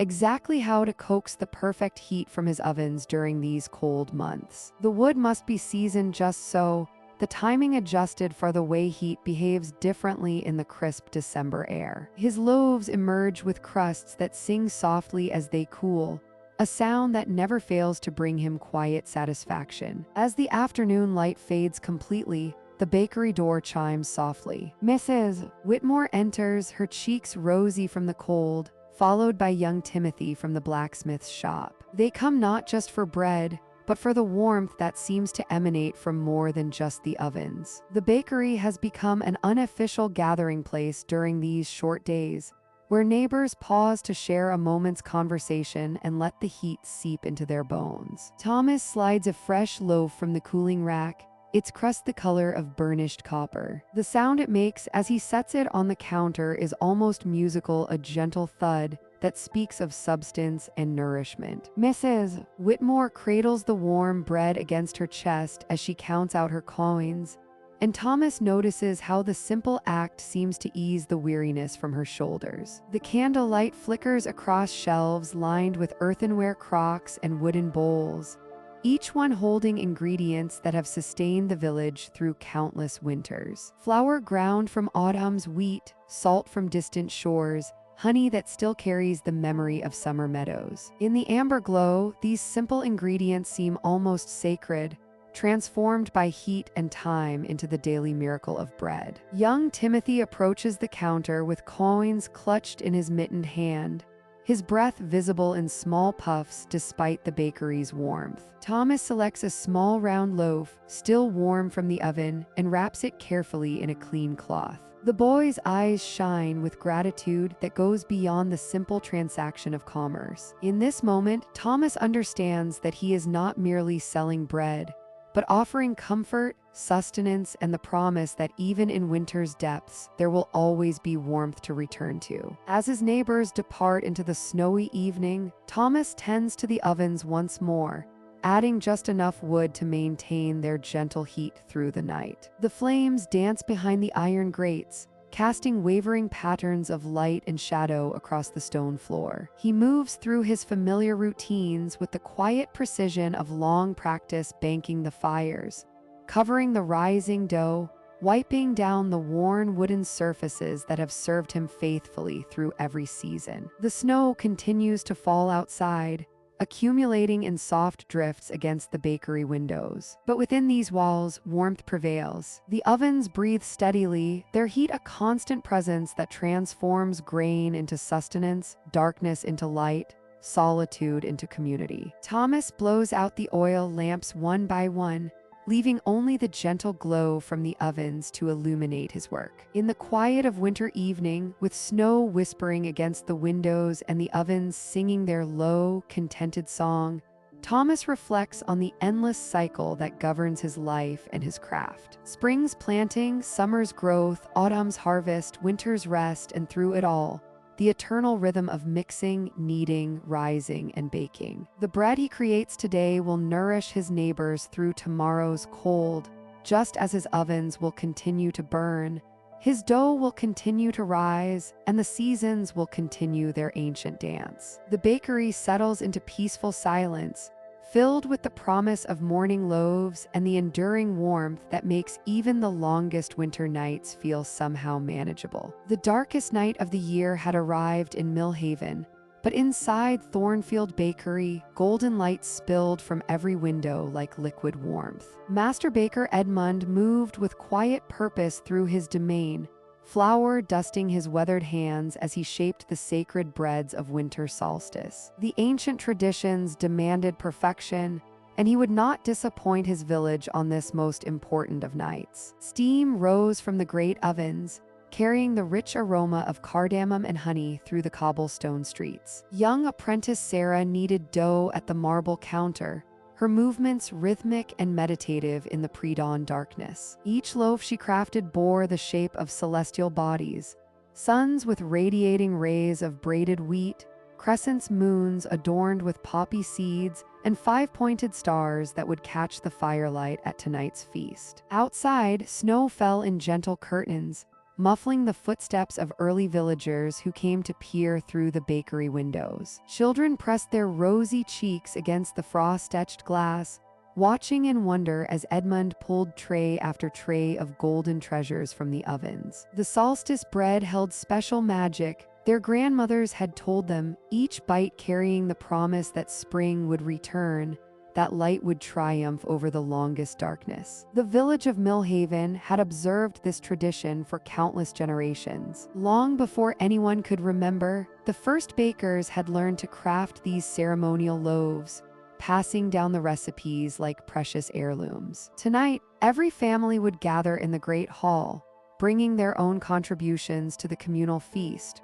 Roasted root vegetables glazed with maple, wheels of aged cheese wrapped in sage leaves, and pitchers of mulled cider that steamed like incense in the cold air. Edmund's wife Margaret arrived as the church bells chimed 4 o'clock, carrying a pod of honey harvested from their own beehives. She moved through the warm bakery like a familiar spirit, checking each loaf with experienced eyes. The sun-shaped breads would be placed at the center of every table, she explained to Sarah, their golden crusts representing the return of longer days. The star breads would be shared among the children, each point breaking away cleanly to be savored with butter churned that very morning. As dawn approached, other villagers began their own preparations. In cottage kitchens throughout Millhaven, women rolled out delicate pastries filled with dried berries and nuts. The blacksmith's wife prepared her famous winter soup, a hearty blend of barley and herbs that had warmed solstice celebrations for decades. The old shepherd brought down wheels of cheese from his mountain cave,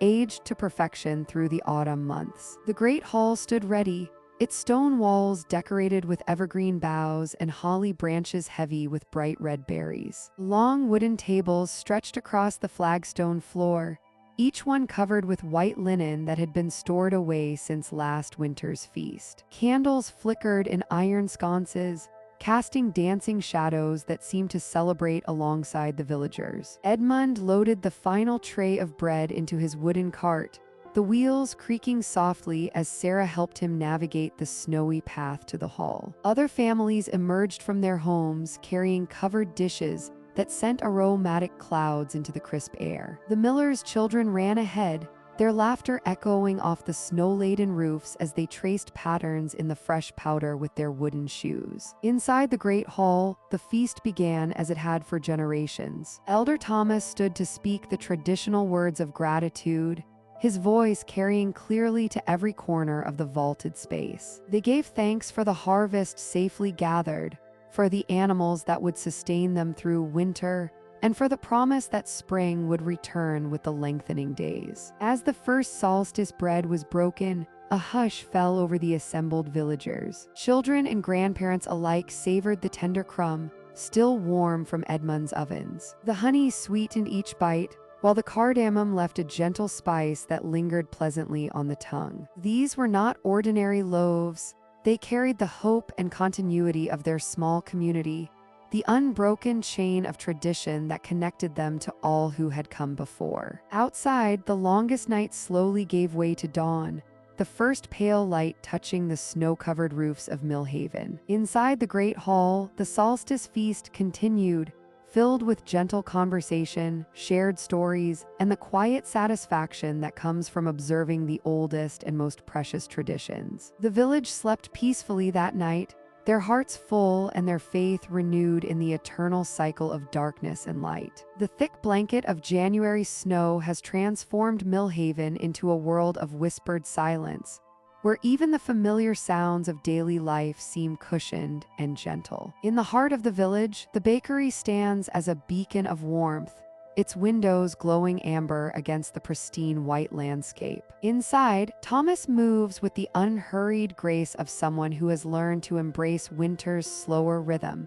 his movements deliberate and peaceful as he tends to the early morning preparations. The great stone ovens radiate their comforting heat throughout the workspace, creating pockets of warmth that seem to dance with the subtle scents of yeast and flour. Steam rises gently from cooling loaves, creating ephemeral clouds that catch the soft light filtering through frost-etched windows. The familiar sounds of the bakery have taken on a different quality in these deep winter months. The gentle thud of kneading dough seems softer, the whisper of flour being sifted more delicate, as if the very air has learned to move more quietly. Sarah arrives as the first pale rays of winter sun begin to paint the snow-covered rooftops in shades of pearl and gold. Her footsteps crunch softly on the swept pathway, and she pauses for a moment at the bakery door, breathing in the rich aroma that escapes each time it opens. The contrast between the crisp, clean air outside and the warm, yeast-scented atmosphere within never fails to bring a smile to her face. The winter months are a gift,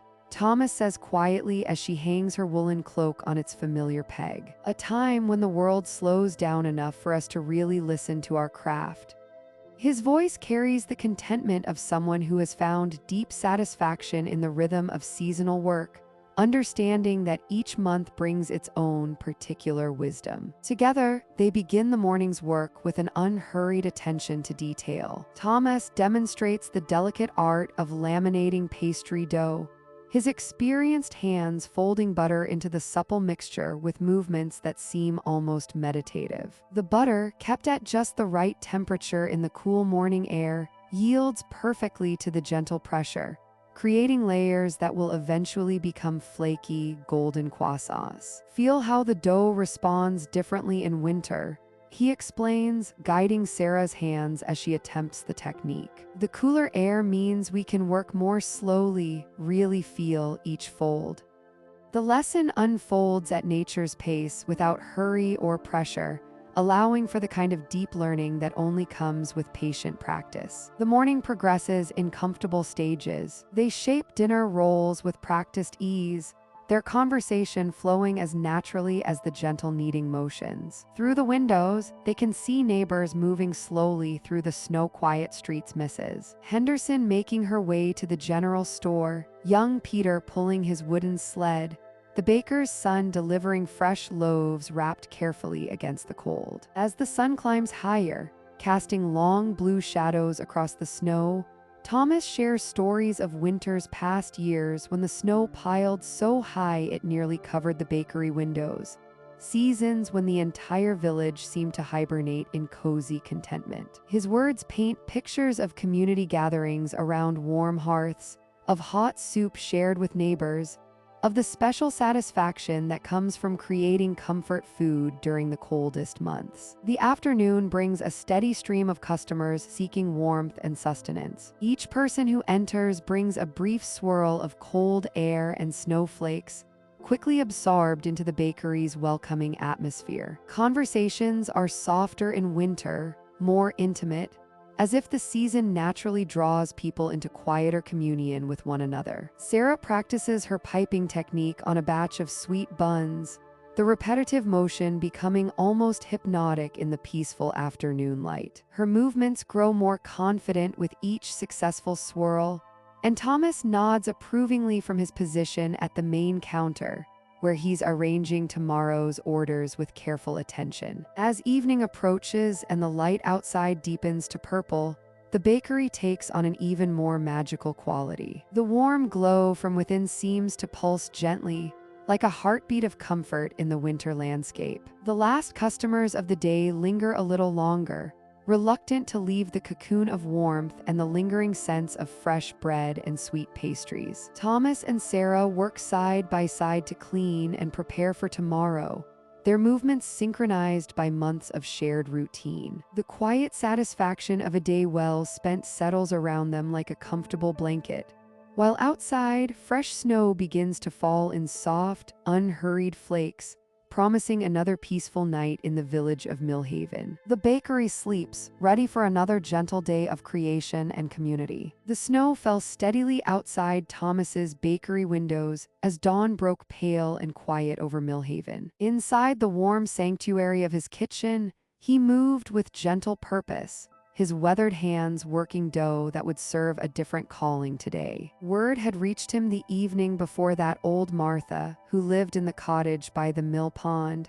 had taken ill with a fever that left her weak and unable to keep down the hearty loaves she usually cherished. Thomas understood that bread could be many things: sustenance for the hungry, comfort for the weary, celebration for the joyful. Today, it would be medicine for the ailing. He selected his finest white flour, milled from wheat as soft as morning mist, and began to create something special. His movements were slower than usual, more deliberate, as if he were weaving healing into every fold of the dough. The bread he shaped was different from his usual robust loaves. These were small, tender rolls, made with extra milk and a touch of honey from the village hives. He added a pinch of fennel seed, known to settle troubled stomachs, and worked the dough until it felt like silk beneath his palms. The yeast he chose was gentle and mild, creating a bread that would rise light as clouds and digest as easily as a whisper. Sarah watched from her corner near the great hearth, fascinated by this transformation of their daily craft. She had seen her father make hundreds of loaves, but never with this particular tenderness, this careful attention to each ingredient's healing properties. "Papa," she asked softly, "how do you know what bread to make for someone who is unwell?"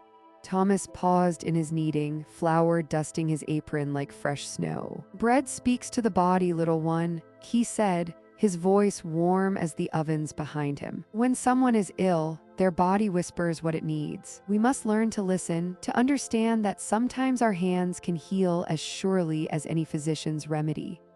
As the rolls rose in their cloth-covered baskets, Thomas prepared a simple broth, clear and golden, fragrant with herbs from Martha's own garden that her neighbor had brought. The bread would be perfect for dipping, soft enough for even the weakest appetite to manage. He wrapped the warm rolls in clean linen, tucking in a small jar of the broth and a pot of butter churned fresh that morning. The walk to Martha's cottage took Thomas through the heart of the village, past snow-laden rooftops and windows glowing amber in the morning light. His boots crunched softly on the fresh powder, leaving a trail behind him like breadcrumbs in a fairy tale. Other villagers nodded as he passed, understanding without words his mission of mercy. In small communities like Millhaven, caring for the sick was everyone's responsibility, and each person contributed their particular gifts. Martha's cottage sat quiet by the frozen mill pond, smoke rising thin and pale from its chimney. Thomas knocked gently and was welcomed by Martha's daughter, who had traveled from the next village to tend to her mother. Her face brightened at the sight of the baker's bundle, and she led him to Martha's bedside. The old woman lay propped against pillows, her usually bright eyes dimmed by fever but still kind. "Thomas," she whispered, "you shouldn't have troubled yourself in this weather." "No trouble at all, Martha," he replied, settling the basket beside her bed. "I've brought you something gentle for your stomach, bread that will be kind to you while you recover."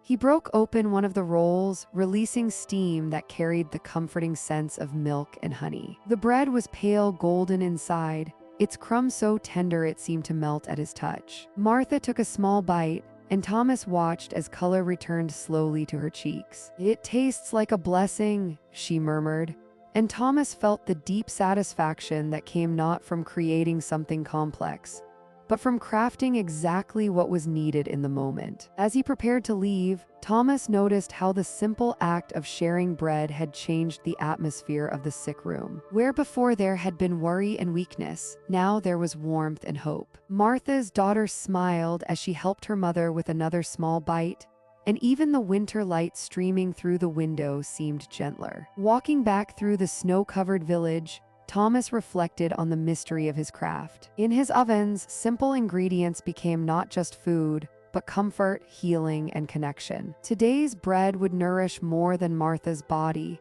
It would remind her that she was cherished, that her community held her close even in illness. Back at the bakery, Sarah was waiting with questions dancing in her eyes. Thomas hung up his snow-dusted coat and returned to his work, knowing that today's lesson in the deeper meaning of bread would stay with his daughter long after the last loaf had cooled. The winter fire crackles softly in the hearth, casting dancing shadows across the bakery's worn wooden floors. Outside, snow continues its gentle descent, muffling the world in peaceful silence. Thomas settles into his favorite chair, the old leather creaking familiarly beneath him, while Sarah curls up on the small stool nearby, her hands wrapped around a steaming cup of chamomile tea. "Tell me another story, Master Thomas," she says softly, her eyes bright with curiosity despite the late hour. The warmth from the fire touches their faces with golden light, creating an intimate cocoon against the winter night. Thomas's weathered hands rest comfortably on his knees as he gazes into the flames,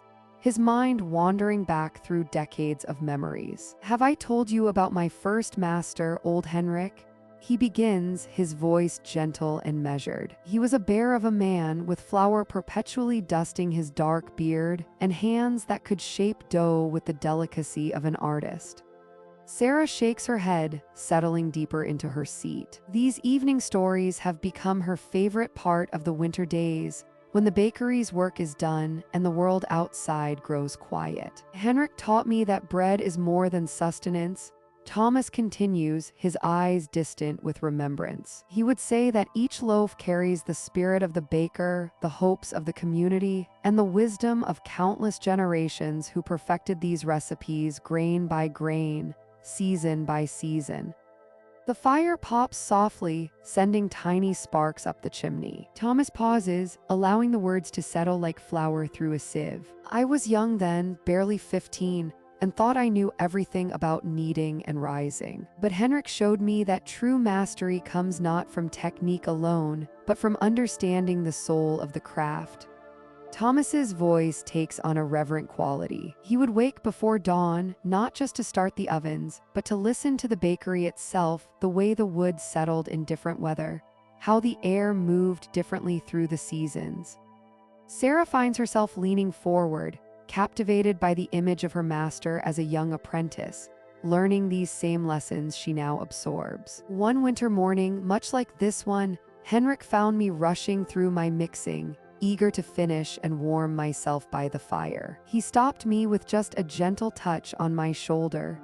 Thomas demonstrates the gesture, his own weathered hand moving slowly through the air. He said, "Thomas, my boy, the dough knows when you're hurried. It knows when you're distracted. Give it your presence, your patience, and it will give you bread worthy of the name. The wind outside whispers against the windows, but inside, the world feels suspended in the amber glow of firelight and memory. From that day forward, I understood that I was not just learning to bake, I was joining a family that stretched back through time. Every baker who had stood where I stood, who had felt the same dough beneath their hands, who had watched the same transformation of grain to golden loaf, they were all with me, guiding my hands through theirs. Sarah's tea has grown cool in her hands, but she doesn't notice. She feels the weight of this legacy settling around her shoulders like a warm shawl. Henrik's master was a woman named Ingrid, who learned from her father, who learned from his master before him. Thomas continues. Each one passed down not just recipes and techniques, but stories, wisdom, and most importantly, the understanding that we are keepers of something precious and ancient. The fire burns lower now, the flames dancing more gently, casting softer shadows across the room. And now you, dear Sarah, are part of this chain. When your hands shape the dough, you carry forward the knowledge of Henrik, of Ingrid, of countless bakers whose names we may not remember but whose wisdom lives on in every loaf we create. Thomas's voice grows soft with emotion. You are not just learning a trade, you are becoming a guardian of tradition, a keeper of stories, a link between the past and whatever future bakers will come after us. Sarah nods slowly, feeling the profound weight and honor of this responsibility. She understands now that the early mornings, the careful attention to temperature and timing, the gentle coaxing of stubborn dough, all of it connects her to something far greater than herself. Tomorrow, when you need the morning bread, remember that you need not alone. Thomas says, his voice barely above a whisper. Remember Henrik's patient hands, Ingrid's steady wisdom, and all the others who came before. Let their knowledge flow through your fingers and add your own care to the endless story of bread. The fire settles into glowing embers, and outside, the snow continues its silent vigil over the sleeping village of Millhaven. The wind howled through the narrow streets of Millhaven like a restless spirit, carrying with it the bite of winter's deepest fury. Snow fell in thick, heavy curtains, transforming the familiar village into a landscape of soft white mystery. Inside the warm haven of Thomas and Sarah's bakery, the couple worked by the gentle glow of oil lamps, their hands moving with practiced grace as they shaped tomorrow's bread. The comfortable rhythm of their evening routine was broken by urgent pounding at the wooden door. Thomas looked up from his dough, flour dusting his weathered hands, while Sarah paused in her careful arrangement of rising loaves. The knocking came again, more desperate now, accompanied by muffled voices calling through the storm. Thomas hurried to the door, his boots clicking against the stone floor. As he lifted the heavy iron latch, a gust of frigid air swept into the bakery,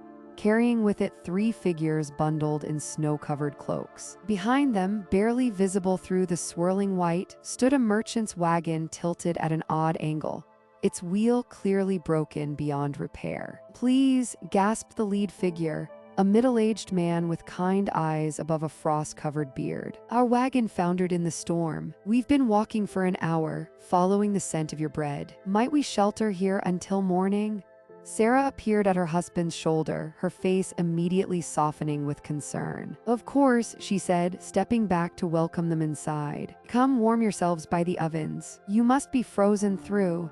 The 3 travelers stumbled gratefully into the bakery's embrace. There was the merchant himself, Edmund by name, and his 2 companions, a young apprentice named Marcus and an elderly woman who served as cook for their trading expedition. Their clothes steamed gently as the warmth of the ovens began to thaw their chilled bones. Thomas and Sarah exchanged a meaningful glance, the kind of wordless communication that comes from years of shared purpose. Without hesitation, they began transforming their workspace into a haven of hospitality. Sarah pulled thick wool blankets from the living quarters above, while Thomas stoked the fires higher, filling the bakery with dancing shadows and golden light. "We cannot pay you properly," Edmund said, his voice rough with gratitude and cold. "Our coins are with the wagon, buried now beneath the snow."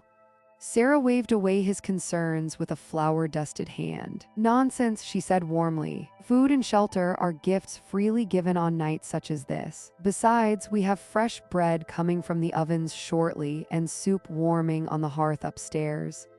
As the evening deepened into night, the bakery became a pocket of civilization against the storm's fury. Thomas and Sarah worked with quiet efficiency, bringing down bowls of thick vegetable soup and cutting generous portions from loaves still warm from the ovens. The travelers ate with the deep appreciation of those who had faced real hardship, savoring each bite as though it were a feast fit for kings. Edmund, warmed by food and kindness, began to share tales from the road. He spoke of distant markets where spices from far lands filled the air with exotic perfumes, of cities where bakers crafted breads with techniques passed down through generations, of festivals where entire villages would gather to celebrate the harvest with music and dancing that lasted until dawn. Young Marcus listened with wide eyes as Edmund described the great cathedral being built in the capital, its spires reaching toward heaven like stone prayers. The elderly cook shared her own memories of traveling the trade routes, speaking of mountain passes where eagles soared on invisible currents and valleys where wildflowers created carpets of color that stretched beyond the horizon. Through the night, Thomas and Sarah continued their work, their movements synchronized like a gentle dance. They shaped loaves for the morning's customers, tended the fires, and ensured their unexpected guests remained comfortable and well-fed. The storm raged on outside, but within the bakery's walls, all was warmth and contentment. As the first pale light of dawn began to filter through the frost-covered windows, the wind finally began to subside. The snow continued to fall, but gently now, like a soft blessing upon the sleeping village. Edmund and his companions prepared to venture out, to dig their wagon from its snowy grave and continue their journey. Before leaving, Edmund pressed a small leather pouch into Thomas's hands. "A token," he said quietly. "Not payment, but remembrance. You have shown us the true meaning of hospitality." The travelers departed into the pearl-gray morning, their voices carrying back on the crisp air as they called their thanks. Thomas and Sarah stood in their doorway, watching the three figures disappear into the gentle snowfall, knowing they had upheld the ancient tradition of shelter and sustenance that made their craft more than mere trade. The storm had passed, leaving behind a world transformed by white silence and the memory of kindness shared in the dark hours before dawn. The snow falls softly outside the bakery windows, each flake catching the golden glow from the ovens within. Thomas sits at the wooden table near the hearth, his weathered hands turning the pages of seed catalogs that arrived just yesterday from merchants in distant towns. The parchment crinkles gently as Sarah joins him, setting down 2 steaming cups of herb tea made from their last harvest of chamomile and mint. "Look at this one," Thomas murmurs, his finger tracing the illustration of purple-flowered basil. "The merchant says it has notes of anise and clove. Imagine how that might taste in our honey oat loaves." Sarah leans closer, her shoulder touching his as she studies the delicate drawings. The warmth from the ovens wraps around them like a soft blanket, making their planning session feel like a treasured ritual. Outside, Millhaven sleeps beneath its white quilt of snow. The village is quiet except for the occasional creak of tree branches and the distant sound of someone splitting wood for their evening fire. But here in the bakery, surrounded by the lingering sense of today's baking and tomorrow's possibilities, winter feels less like an ending and more like a pause between stories. Sarah opens her own journal, its pages filled with careful notes from seasons past. "The rosemary grew so well last year near the south wall," she says, her voice soft and thoughtful. "And remember how the customers loved the focaccia with fresh thyme. We should plant more of that."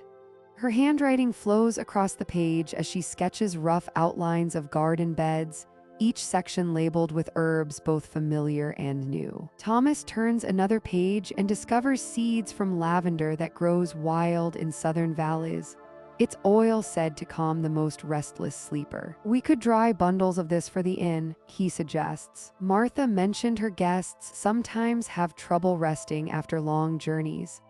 The idea pleases them both, their garden not only feeding bodies but soothing souls throughout the village. The fire in the hearth settles with a gentle whisper, sending shadows dancing across the stone walls. Thomas reaches for his pipe and takes a slow draw, the sweet tobacco mixing with the yeast-scented air. Sarah closes her eyes for a moment, listening to the peaceful sounds, the soft bubbling of tomorrow's sourdough starter, the quiet settling of cooling loaves, and beyond it all, the muffled silence that only fresh snow can bring. "I've been thinking about the corner by the well," Sarah says, opening her eyes to find Thomas watching her with quiet affection. "It gets morning sun but stays cool in the afternoon heat, perfect for parsley and chives." She can already picture it in her mind, neat rows of green herbs, their leaves glistening with morning dew, ready to be harvested for the day's baking. They spend long minutes in comfortable silence, each lost in visions of the growing season ahead. Thomas imagines the first tender shoots pushing through dark earth, while Sarah dreams of filling her baskets with fragrant herbs still warm from summer sunshine. The seed catalogs spread between them become maps to a future filled with new flavors and familiar comforts. A gust of wind rattles the shutters gently, reminding them of winter's presence, but it cannot touch the warmth growing in their hearts. This planning, this dreaming together, feels like planting seeds of its own kind. Each variety they choose, each bed they design, becomes another thread in the tapestry of their shared life and work. "The dill will go beautifully with the rye bread," Thomas notes, making a small mark beside the entry. "And look, they have seeds for that lemon balm you've wanted to try." Sarah's face lights up at the discovery, and she immediately begins calculating how much space they'll need, where it might grow best, how its bright flavor might enhance their morning pastries. As the evening deepens and the snow continues its gentle fall, their plans take shape on paper and in their hearts. The garden exists now only in imagination and hope, but already they can taste its gifts, smell its fragrances, feel the satisfaction of nurturing something beautiful into being. The last embers in the hearth glow softly as they finally close the catalogs and journals, their spring garden carefully planned and lovingly designed. Tomorrow will bring the familiar rhythms of mixing and kneading, of serving their neighbors with warm bread and kind words. But tonight, they've planted dreams in winter soil, trusting that spring will come again, bringing with it all the abundance they've imagined together. The morning mist clung to the cobblestones of Millhaven as Sarah arrived at the bakery before dawn, her footsteps soft against the weathered stones. Thomas had departed the evening before for Bramblewood, the neighboring village, to attend his cousin's wedding celebration. For the first time in her months of apprenticeship, Sarah would tend the ovens alone, carrying forward the rhythm of bread making that had echoed through these walls for generations. She pushed open the heavy wooden door, breathing in the familiar scent of flour and yeast that had become as comforting as her own heartbeat. The bakery felt different in the pre-dawn silence, not empty, but expectant, as if the very walls were waiting to see how she would honor the ancient dance of kneading and rising, shaping and baking. Sarah lit the oil lamps with steady hands, their warm glow casting dancing shadows across the flour-dusted work surfaces. She had prepared the sourdough starter the night before, following Thomas's careful instructions, and now it bubbled gently in its earthenware crock, alive and ready. The sight of it filled her with quiet confidence. She understood now that baking was not merely about following recipes, but about listening to the subtle whispers of dough and flame. The fire in the great stone oven had been banked carefully, its embers glowing like small rubies in the darkness. Sarah added kindling with the same measured patience Thomas had taught her, waiting for the flames to catch and grow. She could feel the temperature rising, the stones beginning their slow absorption of heat that would transform simple ingredients into the daily bread that sustained the village. As the first light of morning filtered through the small windows, Sarah began her work. Her hands moved with growing certainty as she measured flour and water, salt and starter, combining them in proportions that had become second nature. The dough came together beneath her palms, responsive and warm, and she folded it with the gentle persistence of rain shaping stone over countless seasons. The bell above the door chimed softly as Mrs. Whitmore entered, her market basket tucked under her arm. She paused, looking around the familiar space with curious eyes. "Good morning, dear Mrs. Whitmore said, her voice carrying the slight surprise of finding Sarah alone. "Thomas away, is he?" "Yes, ma'am," Sarah replied, wiping her floury hands on her apron. "Gone to his cousin's wedding in Bramblewood, but the morning loaves will be ready just as always." She spoke with quiet assurance, her voice carrying none of the nervousness she might have felt weeks ago. Mrs. Whitmore's weathered face creased into a smile. "I've no doubt of it, child. You've learned well under Thomas's guidance. I'll take my usual 2 brown loaves and a handful of those seed rolls my husband favors."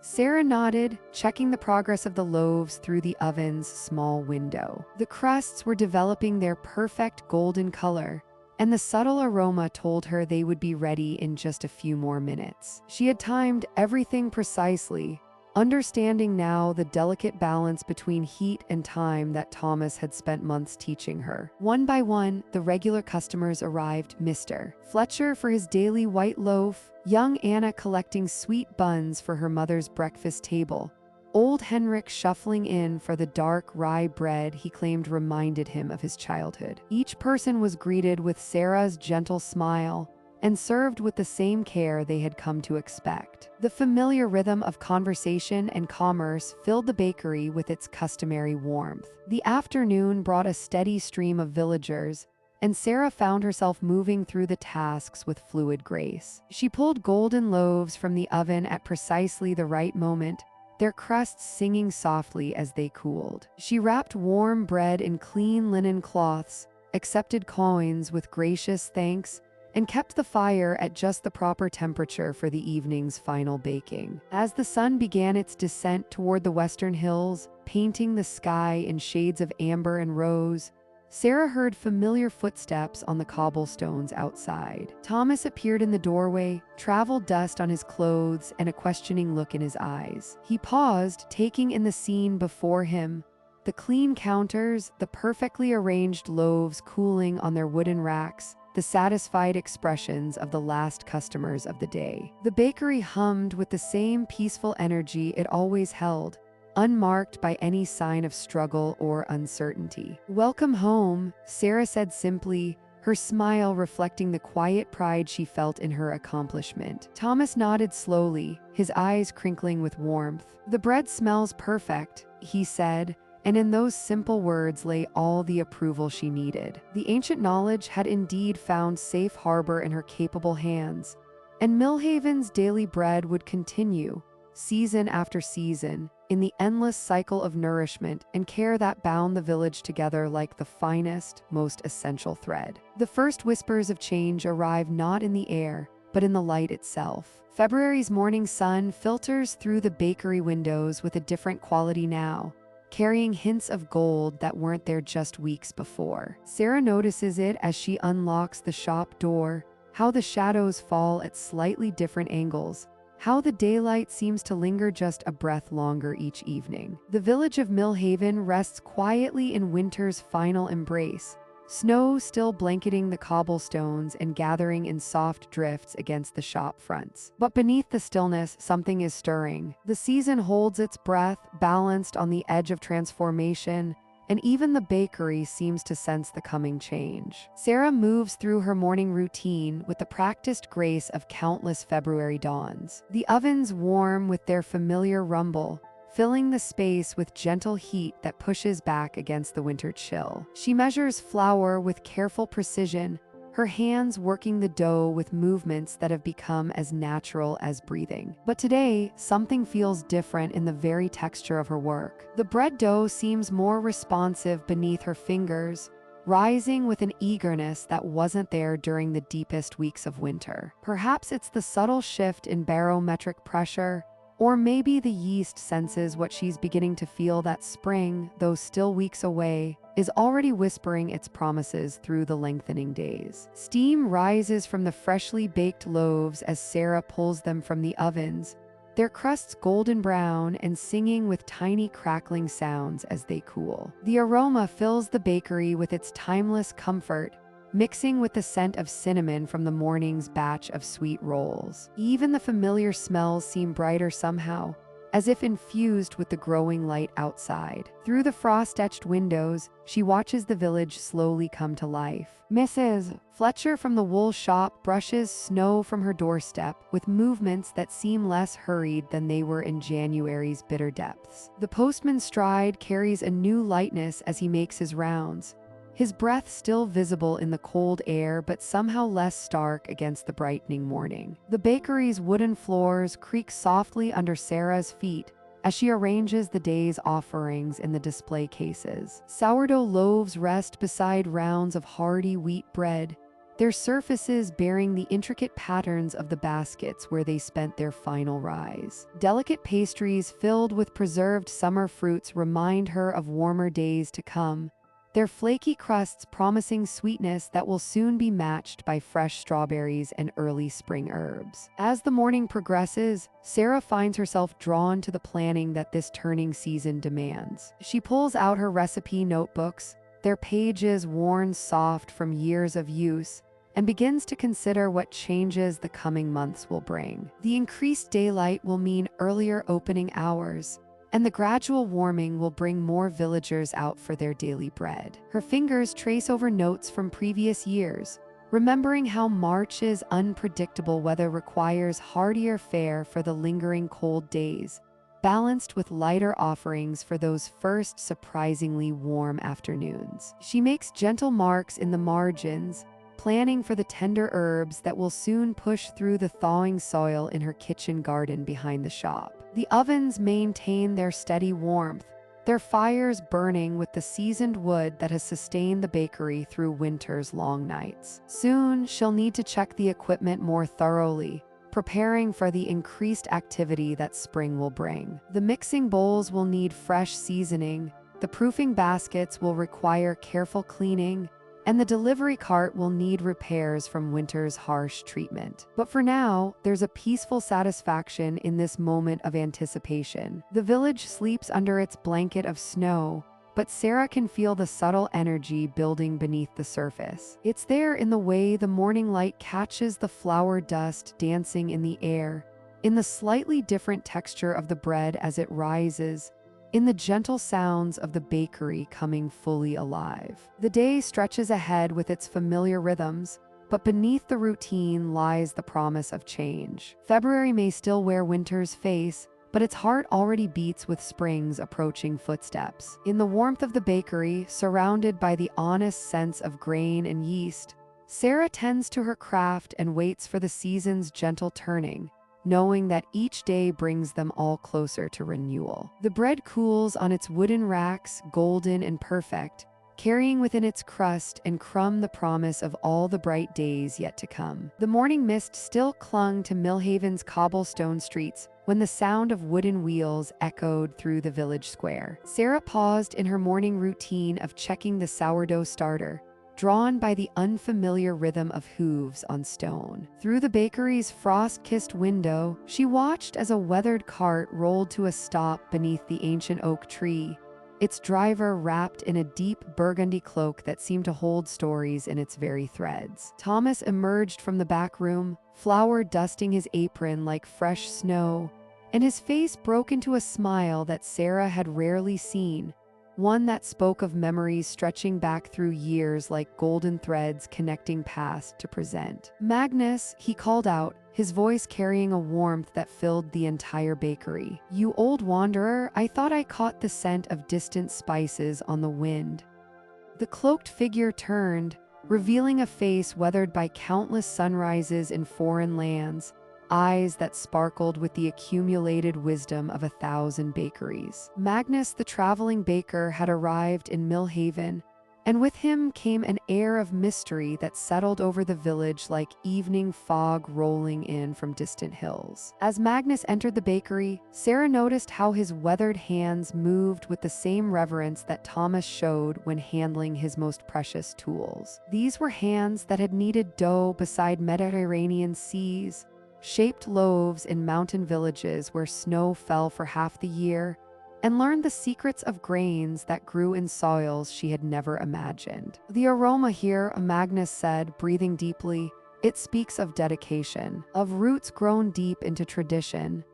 His voice carried traces of accents from far-off places, each word carefully chosen like ingredients in a cherished recipe. He unpacked his cart with deliberate care, revealing small cloth bundles that released fragrances both exotic and comforting. Cardamom pods that whispered of desert markets, sea salt crystals that held the memory of distant shores, and grains with names that rolled off the tongue like ancient songs. Thomas prepared tea while Magnus arranged his treasures on the worn wooden counter, each item placed with the precision of someone who understood that sharing knowledge was as sacred as sharing bread. Sarah watched, mesmerized, as the two bakers fell into a rhythm of conversation that seemed to transcend language itself, a dialogue of techniques passed down through generations, of failures that taught wisdom, of successes that brought joy to countless tables. In the mountain villages of the far north, Magnus began, his hands shaping the air as if molding invisible dough. They add herbs that grow only in their rocky soil. The bread becomes medicine, nourishment, and comfort all woven together. He demonstrated a braiding technique that looked like an intricate dance, his fingers moving in patterns that seemed to hold the very essence of distant peaks and alpine meadows. Sarah found herself leaning forward, absorbing not just the techniques but the philosophy that flowed beneath Magnus's words like an underground stream. Here was a baker who had seen how cultures separated by vast distances all understood the same fundamental truth: that the act of transforming simple ingredients into sustenance was one of humanity's most profound expressions of care. As the afternoon sun slanted through the bakery windows, painting everything in shades of amber and gold, Thomas and Magnus worked side by side, their different techniques creating a beautiful conversation in flour and water. Sarah watched Thomas demonstrate the particular way he folded the village's traditional harvest bread, while Magnus showed him a shaping method from coastal towns where bakers worked by the rhythm of tides rather than the chiming of church bells. The mystery that had arrived with Magnus wasn't one of secrets or riddles,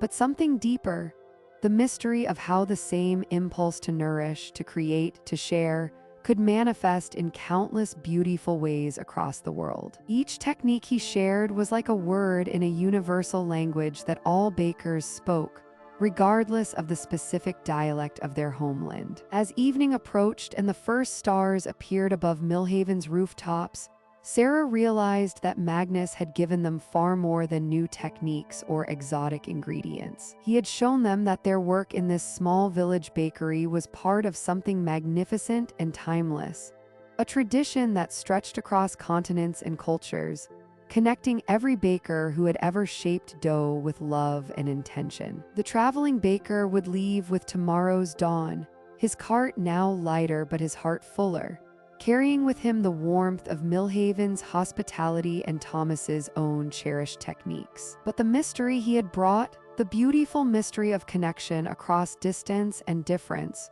would remain in the bakery's walls, in Sarah's understanding, and in the bread they would bake for years to come. The first pale fingers of dawn stretch across Millhaven, finding Thomas already at work in his bakery. The pre-dawn darkness no longer feels quite so deep, and he notices how the shadows have begun their subtle retreat. Winter's grip is loosening, breath by breath, day by day. Through the frosted windows, scattered patches of earth peek through the thinning snow like dark promises written in soil and stone. Thomas kneads his morning dough with practiced hands, feeling the familiar resistance that speaks of wheat and time and patience. The rhythm of his work has remained constant through winter's long quiet, but something in the air whispers of change. Steam rises from the ovens, warming the bakery's corners where cold has lingered for months. The heat feels different now, not fighting against the brutal chill of deep winter, but merely chasing away the gentler cool of a season in transition. Thomas opens a window slightly,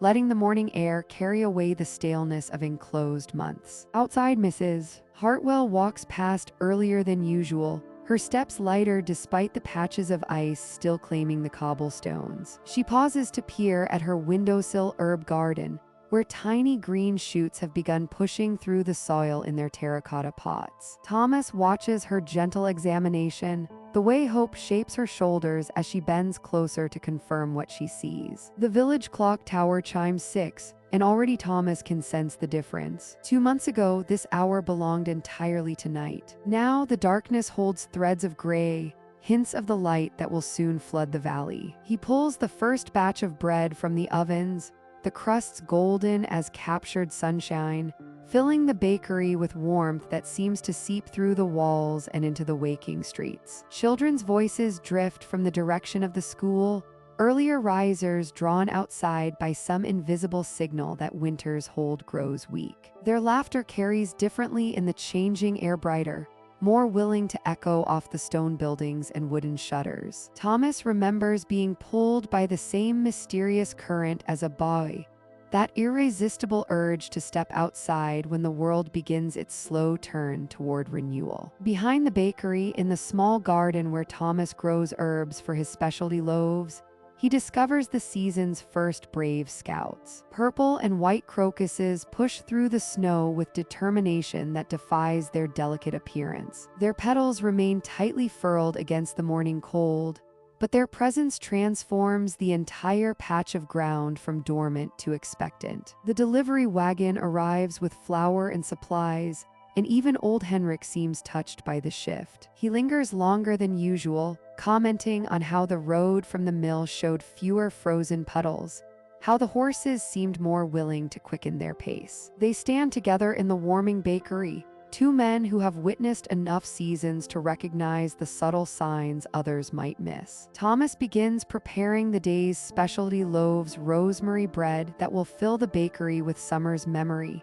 and sage loaves that speak of harvest abundance still months away. The herbs release their oils more readily in the gentler air, as if they too sense the approach of their season. Each loaf becomes a small prayer for the growing time ahead, a promise kneaded into grain and salt and patient time. Mrs. Pembridge arrives for her weekly order, her cheeks touched pink not by bitter cold but by the crisp freshness of air that carries hope. She mentions seeing robins in her garden yesterday evening, their red breasts bright against the patches of remaining snow. The conversation flows differently than winter, talks less about endurance and more about anticipation. As morning deepens toward noon, Thomas notices how the light streaming through his windows has gained strength. It illuminates dust motes dancing in golden columns, warming the wooden counters and brass scales until they glow like gentle treasures. The bakery feels more spacious somehow,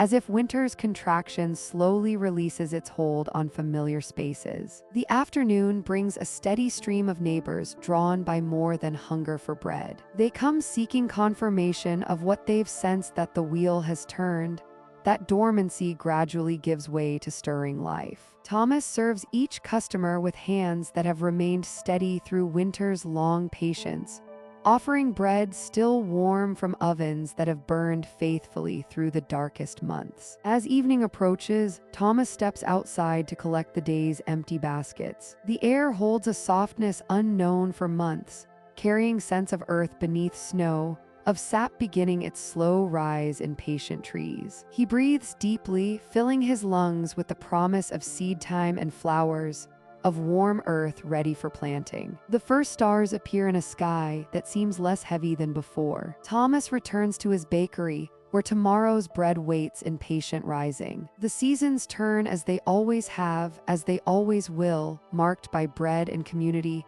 and the eternal dance between dormancy and growth. Sleep settles gently over Millhaven, carrying dreams of spring's return. The first pale light of dawn filters through the frost-etched windows of the bakery, casting gentle shadows across the worn wooden floors that have witnessed countless mornings just like this one. Thomas stands quietly in the doorway, his weathered hands wrapped around a steaming cup of tea, breathing in the familiar scent of yeast and flour that has become as natural to him as the rhythm of his own heartbeat. The ovens rest silently now, their brick mouths dark and cool after yesterday's final loaves emerged golden and perfect. In a few hours, Sarah will arrive with her eager smile and flour-dusted apron, ready to begin another day of learning the ancient craft that flows through these walls like a gentle river of tradition. But for now, in these precious moments before the village awakens, Thomas allows himself the luxury of reflection. He moves slowly through the bakery, his footsteps soft on the familiar path between the work tables. Each surface tells a story.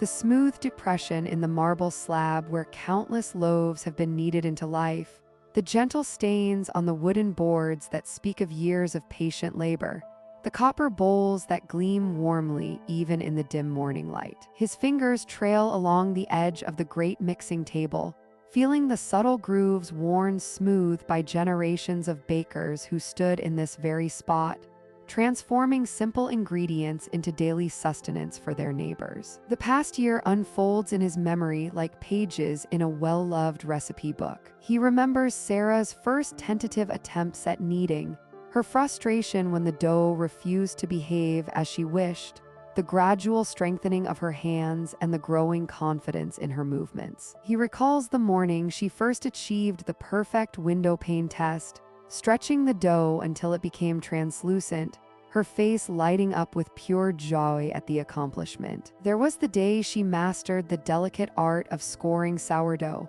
her blade moving with newfound precision to create those beautiful patterns that would bloom in the oven's heat. Thomas settles into his favorite chair by the window, the same spot where his own master once sat during quiet morning hours, sharing wisdom that seemed as essential as the recipes themselves. He can almost hear the old man's voice, gentle and patient, explaining that baking is not merely about measurements and temperatures, but about understanding the living nature of dough, the way it breathes and responds to touch, to weather, to the baker's own energy and intention. The lessons he has passed to Sarah echo in his mind.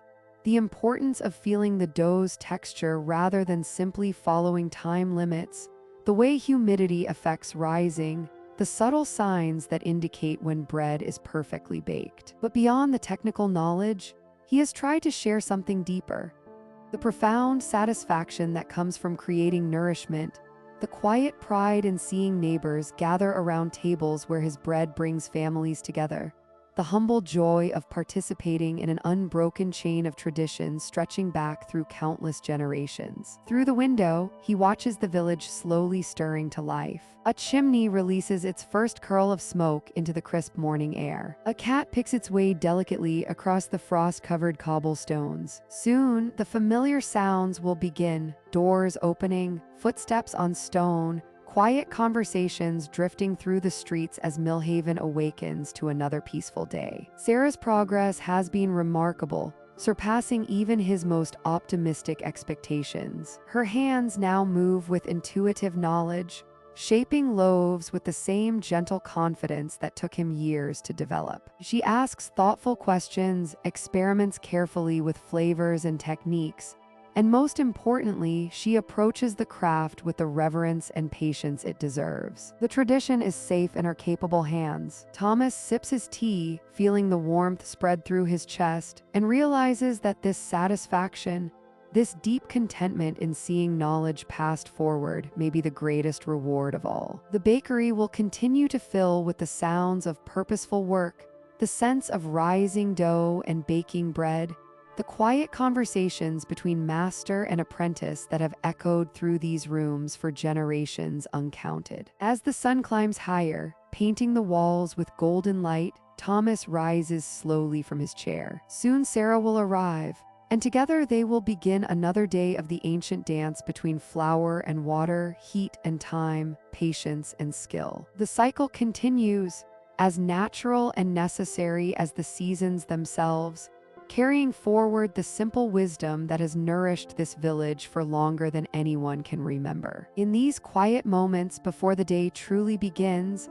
Thomas feels profoundly grateful for the privilege of being part of something so enduring, So essential, so beautifully ordinary in its extraordinary importance to the life of Millhaven. The morning mist clings to the cobblestones of Millhaven as Thomas unlocks the heavy oak door of the bakery, the familiar creak of well-worn hinges announcing the start of another day. The air inside still holds the lingering warmth from yesterday's baking, mixing with the cool dampness that seeps through the stone walls. Sarah arrives moments later, her footsteps soft on the wooden floor, already tying her apron with the practiced ease of someone who has found their calling. Together, they move through the morning rituals without need for words. The sourdough starter bubbles contentedly in its ceramic crock, fed and tended like a beloved pet. Thomas checks the consistency with a wooden spoon, nodding with satisfaction at the tangy aroma that rises from the pale, living mixture. Sarah begins measuring flour, her hands steady and sure as she scoops from the large burlap sacks that line the back wall, each grain catching what little light filters through the small windows. The kneading begins in comfortable silence, their hands working the dough with a rhythm learned over countless mornings. Thomas watches Sarah from the corner of his eye, noting how her movements have grown confident, how she reads the dough's texture without hesitation. Her fingers know when to add a touch more water, when the gluten has developed just enough, when the smooth elasticity signals readiness for rising. As the first loaves slide into the great stone oven, its mouth glowing like a gentle cave of warmth, Thomas pours 2 cups of small ale from the pitcher Sarah brought from home. The amber liquid catches the firelight, casting golden reflections on the worn wooden counter where generations of bakers have shared their meals and conversations. Sarah, Thomas begins, his voice carrying the weight of careful consideration. I've been watching your work these past months. He settles onto the familiar stool by the window, where morning light illuminates the flour dust dancing in the air. Your bread speaks of understanding that cannot be taught, only discovered through dedication and care.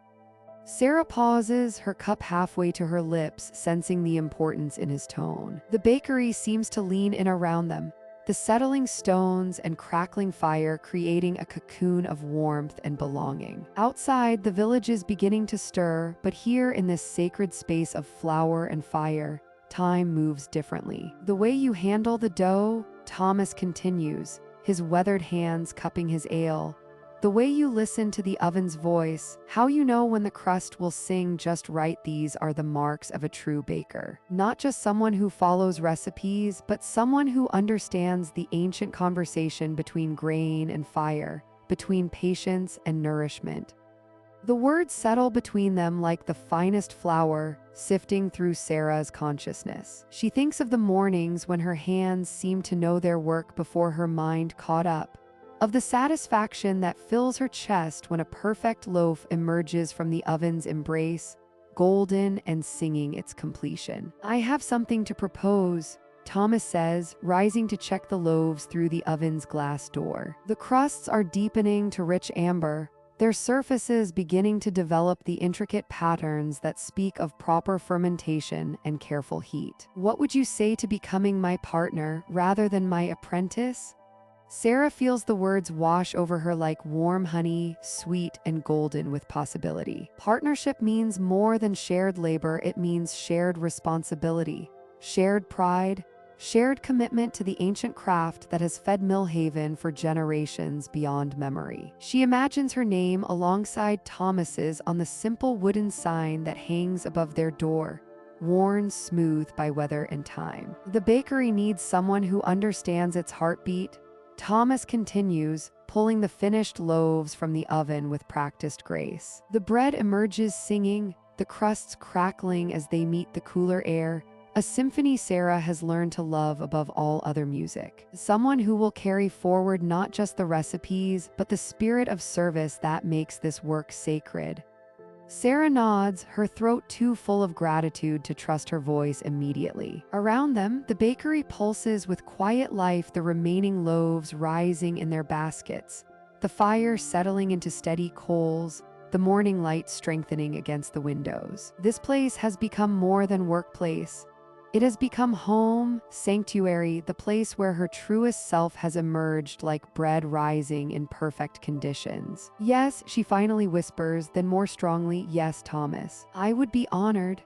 They stand together in the golden light, surrounded by the fruits of their shared labor, breathing the blessed air of flower and possibility. The partnership that begins this morning will nourish Millhaven for years to come, carried forward on the wings of ancient wisdom and the gentle persistence of daily bread. The first warm breath of April morning slips through the bakery windows as Thomas lights the ovens for what feels like both an ending and a beginning. 12 months have passed since young Sarah first knocked on his door, flower-dusted and eager, and now she moves through the pre-dawn rituals with the quiet confidence that comes only from seasons of practice. The sourdough starter bubbles contentedly in its ceramic crock, the same patient mixture that has weathered winter's harsh bite and summer's drowsy heat. Sarah checks its consistency with a wooden spoon worn smooth by countless hands, her movements unhurried and certain. The starter has taught her about patience, about the slow alchemy that transforms simple ingredients into sustenance and comfort. Outside, Millhaven stirs with the same gentle rhythm it has followed for generations. The cobblestones gleam with morning dew, and the first songbirds herald the coming of spring planting season. In gardens throughout the village, winter's last stubborn patches of snow surrender to patches of green, and the air carries the promise of new growth. Thomas kneads the festival bread with practiced ease, his weathered hands folding the dough in the same pattern his grandfather taught him decades ago. Each turn and fold connects him to the endless chain of bakers who have stood in this very spot, preparing for this same celebration. The dough yields beneath his palms, warm and alive, ready to transform in the oven's embrace. Sarah tends to the honey cakes, their golden surfaces gleaming like captured sunlight. The recipe card before her bears the gentle stains and worn edges of many seasons' use,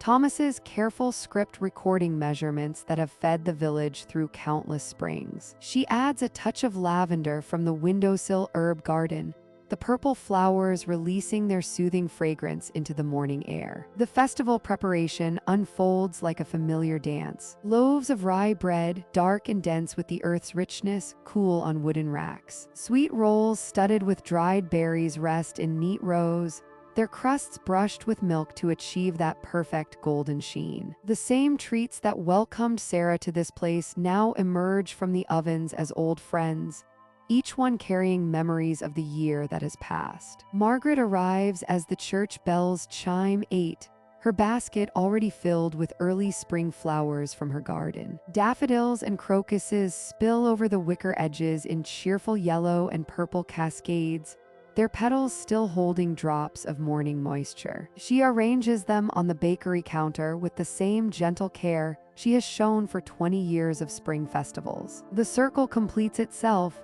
she says softly, watching Sarah arrange the finished pastries in the display case. Another baker joins the tradition.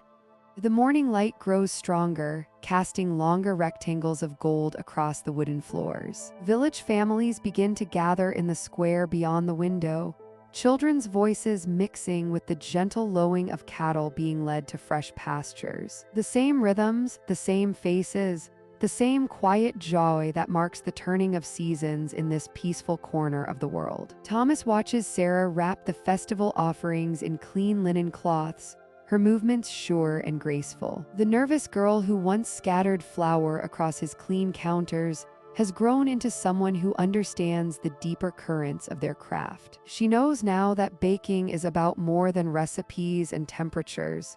It's about nurturing community, marking time, celebrating the endless cycle of seasons that sustains them all. The bakery fills with the mingled aromas of yeast and honey, cinnamon and herbs, the familiar perfume of home and hearth that has drawn Millhaven's residents for generations. Each scent carries its own story, its own memory of seasons past and promise of seasons yet to come. As they prepare to join the festival gathering, Thomas places his hand briefly on Sarah's shoulder. No words pass between them, but but understanding flows as easily as cream poured into fresh coffee. The year has taught them both that some things endure beyond individual seasons. The comfort of warm bread, the satisfaction of work well done, the quiet joy of feeding others with care and skill. The spring planting festival awaits them in the village square, just as it awaited them 12 months ago. But now they approach it not as mentor and nervous student, but as two bakers united in their ancient craft, ready to begin another year's gentle cycle of growth and harvest, preparation and celebration. The ovens remain warm behind them, ready for tomorrow's bread, as constant and patient as the seasons themselves. The first light of dawn painted the bakery windows in shades of rose and gold, casting gentle shadows across flour-dusted surfaces that had witnessed countless mornings just like this one. Thomas moved through his familiar routine, but today carried a different quality, a sense of completion that had been building through all the seasons past. The ovens hummed their warm greeting as he prepared the day's first loaves, their ancient brick walls holding decades of heat and memory. Sarah arrived as the village bells chimed 6, her footsteps confident on the worn wooden floors. No longer was she the uncertain woman who had first pushed through these doors months ago. Her hands moved with practiced grace as she tied her apron, checking the sourdough starter that bubbled contentedly in its ceramic crock. The partnership they had discussed through winter evenings by the fireside was no longer a distant possibility.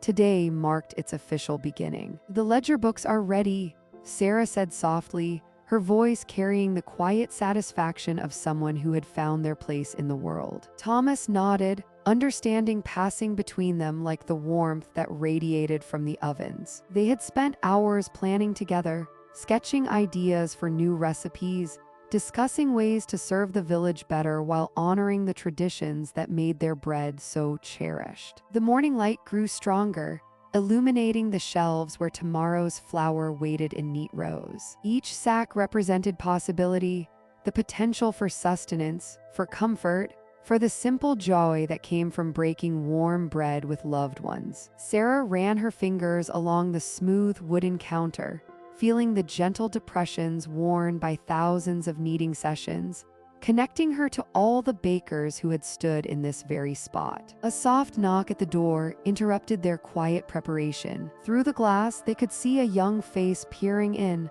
barely 16, with eyes bright with curiosity and hands that fidgeted with nervous energy. This was Emma, the new apprentice they had agreed to take on, a girl from the next village over whose mother had once learned her own baking skills in this very kitchen. Thomas opened the door with a welcoming smile. Emma stepped inside, her gaze sweeping across the bakery with wonder. The sight of rising dough, the scent of grain and yeast, the gentle heat that seemed to embrace her, it all spoke to something deep within her young heart. She had dreamed of this moment through long winter nights, imagining herself learning the ancient mysteries of flour and fire. "Welcome, Emma," Sarah said, her voice carrying the warmth of someone who remembered her own first days of learning. "Come, let me show you where everything lives." She guided the girl through the bakery, explaining how each tool had its purpose, how every ingredient required respect and understanding. Emma listened with the intensity of someone receiving sacred knowledge, her hands already reaching toward the smooth wooden tools as if drawn by instinct. The day unfolded with gentle rhythm. Emma watched as Thomas shaped loaves with movements that seemed effortless but carried the weight of years of practice. She observed Sarah calculating quantities for the day's orders, her neat handwriting filling pages with precision and care. Every few minutes, one of them would pause to explain a technique or share a small piece of wisdom, building Emma's understanding one gentle lesson at a time. As afternoon settled over Millhaven, the three bakers stood together in the warm kitchen, surrounded by the day's accomplishments. Loaves cooled on wooden racks, their crusts singing soft songs as they contracted. The air carried promises of tomorrow's baking, the sourdough starter gurgling quietly, the sponges for morning rolls beginning their slow, patient rise. Emma's eyes shone with the satisfaction of someone who had found their calling. Her first attempts at shaping rolls had been clumsy but eager, And both Thomas and Sarah had seen in her fumbling hands the spark that could, with time and patience, grow into true skill. The bakery would continue, as it had for generations, passing knowledge from experienced hands to willing hearts. The late afternoon sun slanted through windows now familiar to all three bakers. Outside, Millhaven settled into its evening rhythms, children playing in streets dusted with flour from their morning visits, families gathering for dinners that would feature bread from this very kitchen. The village and its bakery existed in perfect symbiosis, each sustaining the other through seasons of plenty and times of need. As the ovens banked their fires for the night, Thomas, Sarah, and Emma stood together in comfortable silence. The year ahead stretched before them, full of possibilities, new recipes to perfect, traditions to uphold, a community to nourish. The bakery of Millhaven stood ready to begin another chapter in its long story, its doors open to whatever tomorrow might bring, its heart unchanged by the passage of time. The darkness before dawn settles over Millhaven like a familiar blanket, soft and welcoming. In the quiet hours when the world holds its breath between night and day, a gentle light begins to glow from the windows of the village bakery. Thomas moves through the familiar space with practiced grace, his footsteps creating a gentle rhythm against the worn wooden floors. But this morning, like so many mornings now, he is not alone. Sarah enters through the back door, her movements mirroring his own after months of working side by side. She ties her apron with the same careful attention that Thomas once showed her, and together they begin the sacred ritual that has sustained this village for generations. The lighting of the ovens becomes a shared ceremony, each flame catching and spreading warmth through the brick chambers that will soon transform simple ingredients into sustenance and comfort. The familiar sounds fill the bakery, the soft whoosh of the fires taking hold, the gentle scrape of wooden paddles against stone, the quiet conversation between two people who have found their rhythm together. Thomas measures flour with the same precise movements he learned as a boy, while Sarah kneads dough with hands that now know exactly when the texture is perfect. They work in comfortable synchronization, two parts of the same essential process. Outside, Millhaven sleeps peacefully under a canopy of fading stars. The cobblestone streets hold the memory of countless footsteps, worn smooth by generations of villagers who have walked these same paths to collect their daily bread. The houses stand quiet and solid, their windows dark, their inhabitants resting in the knowledge that when they wake, the bakery will be ready for them, as it always has been. The first loaves go into the ovens just as the sky begins to lighten at the horizon. Thomas and Sarah watch the transformation begin, the way raw dough slowly rises and browns, filling the air with an aroma that speaks of home and security. This moment, repeated countless times over the years, never loses its quiet magic. The bread emerges golden and perfect, crusts singing softly as they cool, ready to nourish another day in the life of the village. As the sun climbs higher, painting the bakery walls with warm amber light, the first customers begin to appear. Mrs. Hartwell arrives precisely as she has for 20 years, her market basket ready for her usual loaf of brown bread. Young Timothy Fletcher runs in with coins clutched in his small fist, hoping for a sweet roll still warm from the oven. The blacksmith pauses on his way to the forge, selecting a hearty loaf that will sustain him through the morning's work. Each interaction carries the weight of tradition, the comfort of routine, the assurance that some things in this world remain beautifully constant. Sarah serves each customer with the same gentle attention that Thomas taught her, understanding now that the bakery is more than a business. It is the beating heart of Millhaven, pumping warmth and nourishment through the arteries of the village. The seasons have turned full circle since Sarah first stepped through these doors, uncertain and eager to learn. Spring brought new growth and fresh beginnings. Summer filled the bakery with abundance and celebration. Autumn painted the world in golden hues as the harvest was transformed into winter's sustenance. Winter wrapped the village in quiet contemplation, drawing everyone closer to the warmth of hearth and home. Now, as another cycle begins, the eternal rhythms continue. The ovens burn with steady warmth, their fires tended with care and respect. The wooden tables bear the marks of countless bakings, each scratch and stain a testament to the dedication of those who work here. The copper pots gleam softly in the morning light, ready to create new batches of the simple ingredients that become extraordinary in skilled hands. Thomas watches Sarah arrange the day's offerings in the front window,